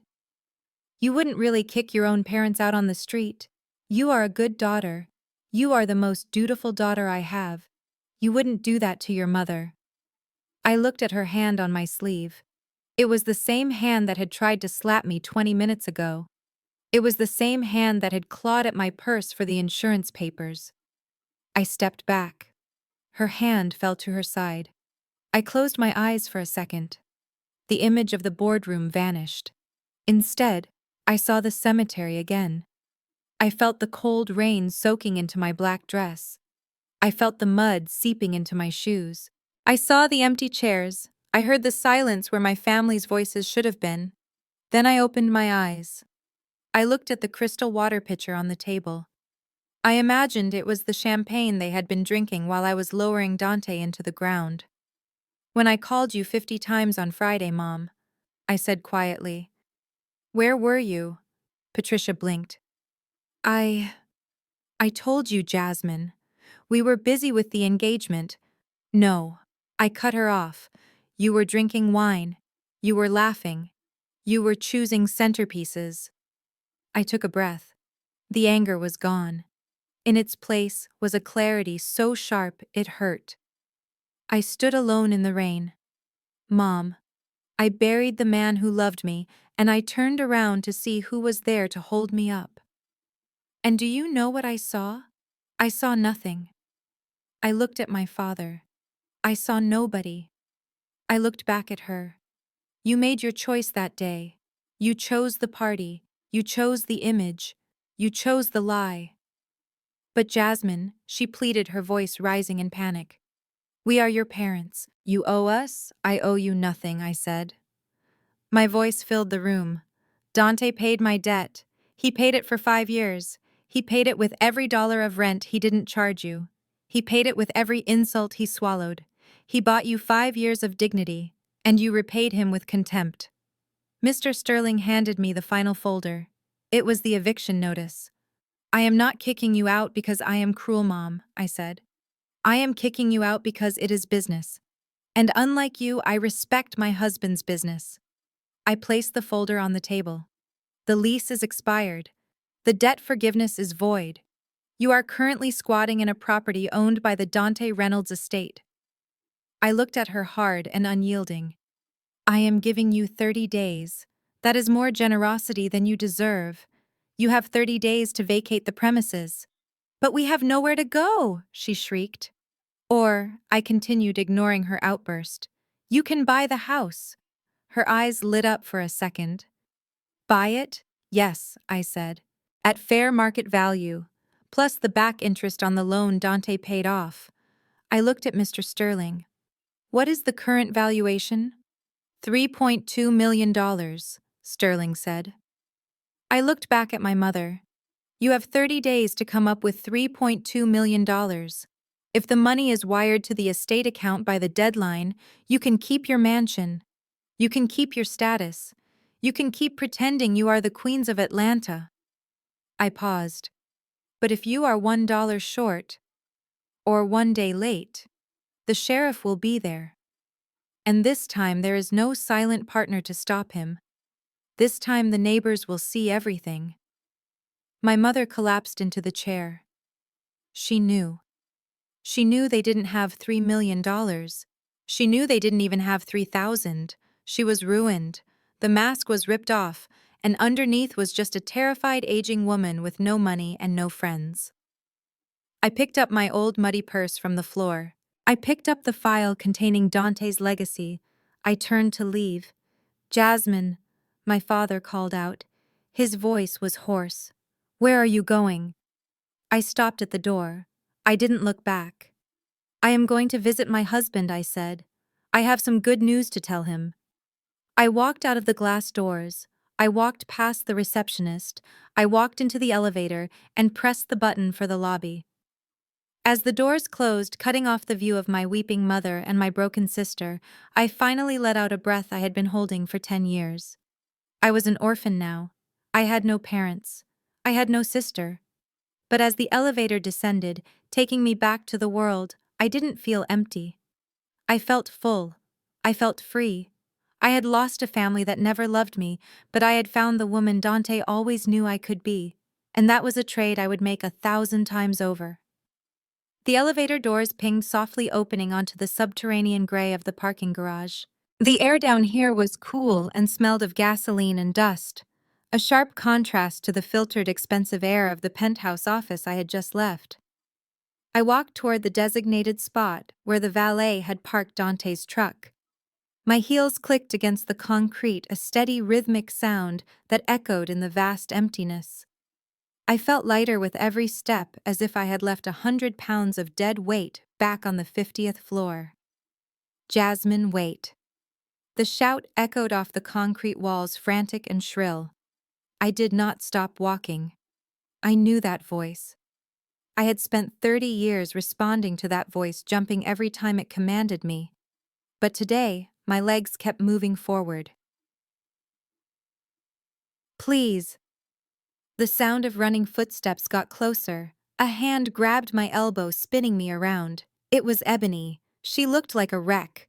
Her hair, which had been perfectly coiffed an hour ago, was coming loose from its pins. Her eyes were wild, rimmed with smeared mascara. She was out of breath, her chest heaving beneath the white dress that now seemed like a cruel joke. "You can't just leave," she gasped, holding onto my arm as if I were a life raft. "You can't do this to me." I looked down at her hand on my sleeve. I gently but firmly pried her fingers off. "I can, Ebony," I said calmly. "And I just did." She stared at me, her mouth trembling. Panic was setting in, real panic. The kind that comes when you realize the safety net you thought was woven of steel was actually made of cobwebs. But what about me?" she stammered. "Preston is gone. He is going to jail. He stole everything. The wedding is off. My friend saw everything on the live stream before Mom cut the feed. Everyone is laughing at me, Jasmine. My reputation is ruined." "That sounds like a personal problem," I said, turning back toward the truck. "No." She jumped in front of me, blocking my path. "You have to help me. You have $45 million. That is our money. It belongs to the family." "It belongs to Dante's estate," I corrected her. "And you are not part of his estate. You made sure of that when you decided his funeral was less important than your flower arrangements." Ebony's face crumpled. She realized that anger wasn't working, so she switched tactics. She switched to the weapon she had used against me since we were children. The victim card. "Jasmine, please," she sobbed, tears streaming down her face. "You do not understand. I am pregnant." I stopped. I looked at her stomach. I looked back at her eyes. I saw the flicker of deception there, the desperate scramble to find a lie big enough to make me stay.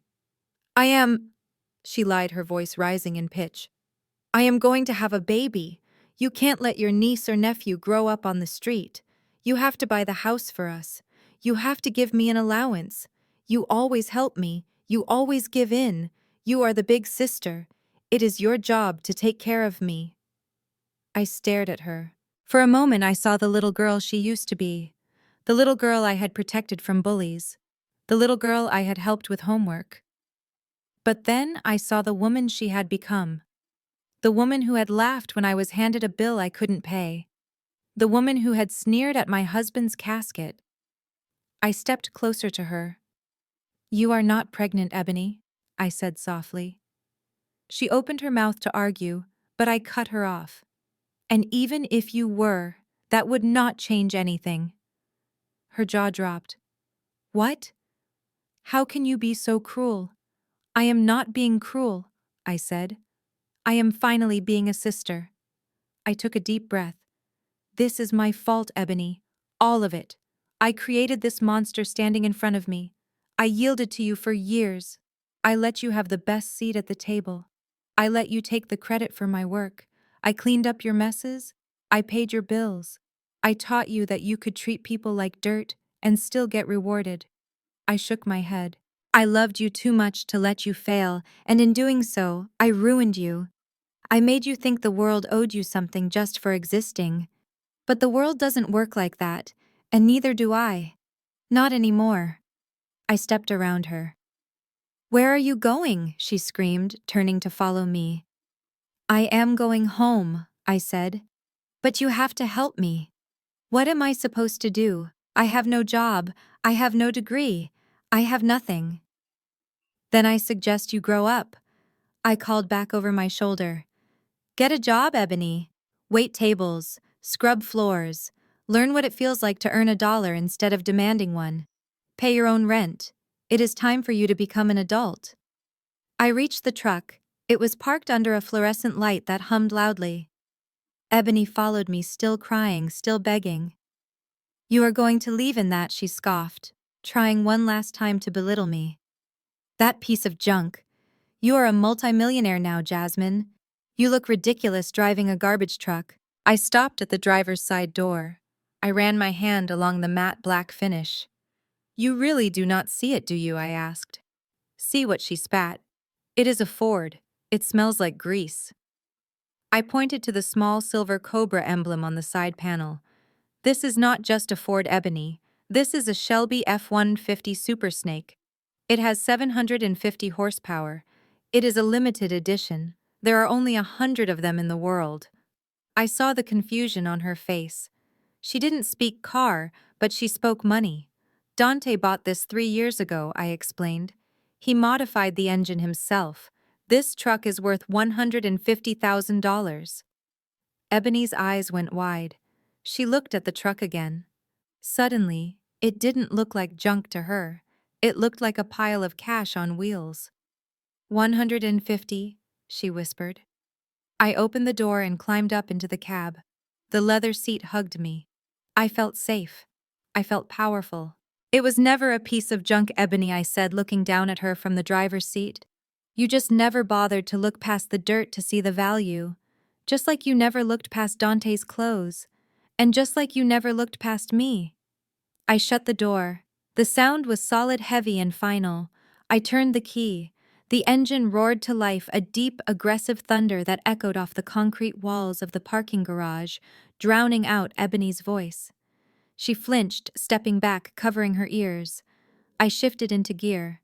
I did not look at her again. I pressed the gas pedal, and the truck surged forward. I drove up the ramp toward the sunlight, leaving my sister standing alone in the cold gray dark of the underground, crying over a life she had thrown away with both hands. 30 days is a long time when you are waiting for a check, but it is a very short time when you are waiting for an eviction.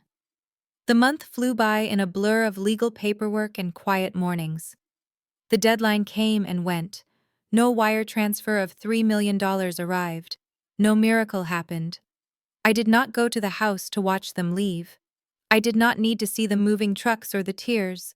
Mr. Sterling handled it all. He told me that the sheriff had arrived at 9:00 a.m. sharp. He told me that my mother had tried to barricade herself in the master bedroom, screaming that she was the lady of the house, until the deputies gently but firmly escorted her out. Now, as I drive past the neighborhood on my way to the site, I see the sign. It is a tasteful wooden sign hanging from a post in the manicured lawn. "For sale, by owner." The house stands empty, its windows dark. It is just a pile of bricks now. Without my family's pretense filling it, it looks almost small. I heard from a mutual acquaintance that my parents moved into a two-bedroom apartment in a complex on the outskirts of the city. It is old. The carpets are stained. My mother refuses to leave the apartment because she is afraid someone she knows might see her. My father has taken a job as a greeter at a hardware store to supplement their social security. He looks tired, but I hear he is quieter now, less angry. Perhaps the silence is good for him. Preston is currently out on bail, awaiting trial for embezzlement and fraud. The district attorney is not offering a plea deal. He is looking at 10 years in federal prison. His name is Mud in the tech world. And Ebony, my golden sister. The last I heard, she found a job. She is working as a hostess at a chain restaurant near the mall. She has to wear a uniform with a name tag. She has to smile at customers who don't care who she is. She has been blocked by all her friends on social media after the scandal broke. She is learning day by day that the world does not owe her a living. Maybe, just maybe, this is the best thing that ever happened to her. But I do not spend much time thinking about them. I am too busy. I parked the truck on the gravel road and stepped out into the warm afternoon sun. The air smelled of freshly turned earth and blooming jasmine. I stood in the middle of a 10-acre plot of land that used to be an abandoned industrial lot. Now it was transformed. Construction crews were grading the soil. Landscape architects were planting rows of oak trees. In the center, the foundation was being poured for a community center that would teach engineering and mechanics to underprivileged youth. I walked over to the large wooden sign that had just been erected at the entrance. The Dante Reynolds Memorial Park and Community Center. I ran my fingers over his name. This was his money. This was his legacy. He wasn't hoarding it. He was planting it. I walked back to the truck to grab my water bottle. As I opened the center console, my hand brushed against something stuck in the back of the compartment. It was an envelope. It was old, slightly crinkled, with my name written on the front in Dante's messy, distinctive scrawl. My heart stopped. I sat on the edge of the driver's seat, my hands trembling as I opened it. It was a letter. He must have hidden it there months ago, knowing that I was the only one who ever drove the truck, and knowing that I only cleaned it out thoroughly once a year. I unfolded the paper. My dearest Jazz, it read. If you are reading this, it means I have gone on ahead of you. I know you are sad. I know you are scared. But I need you to listen to me. I wiped a tear from the page before it could smear the ink. I know your family makes you feel small. I know they make you feel like you are not enough. I have watched them chip away at your spirit for 10 years, and it broke my heart every single day. But I also watched you rise. I watched you be kind when they were cruel. I watched you work hard when they were lazy. You are the strongest woman I know. Do not let them break you, Jazz, and do not let them change you. You have a fire in you that they cannot understand. I left everything to you, not just because I love you, but because I trust you. I trust you to build a life that makes you happy. I trust you to find the freedom you deserve. Do not grieve for me too long. Look at the sky. Look at the trees. I am there. And remember, don't be sad that your family doesn't love you the way you need. I love you enough for the whole world. Love always, Dante. I pressed the letter to my chest. I sat there in the quiet cab of the truck and I cried. But they were not tears of pain. They were tears of release. He was right. He had loved me enough to fill every empty space my parents had left. He had loved me enough to shield me even from beyond the grave. I looked out at the green field, at the workers building the future, at the blue sky stretching endlessly above. They say that blood is thicker than water. They say that family is everything. But I have learned the truth. Family is not the DNA you share. Family is not the people who sit at your table and drink your wine while mocking your life. Family are the people who stand with you in the rain when everyone else has run for cover. Family are the people who see your worth when you cannot see it yourself. Family are the people who leave you secret letters in old trucks just to remind you that you are loved. Dante is gone. My parents are gone from my life. My sister is a stranger. But as I sit here watching the sun set over the park that bears his name, I know one thing for certain. I am not alone. I am surrounded by his love. I am surrounded by my own strength. And for the first time in my life, I am truly, completely free. Have you ever had to walk away from the people who were supposed to love you to save yourself? Have you ever found family in unexpected places? Tell me your story in the comments below, because your story matters, and you are never as alone as you think you are.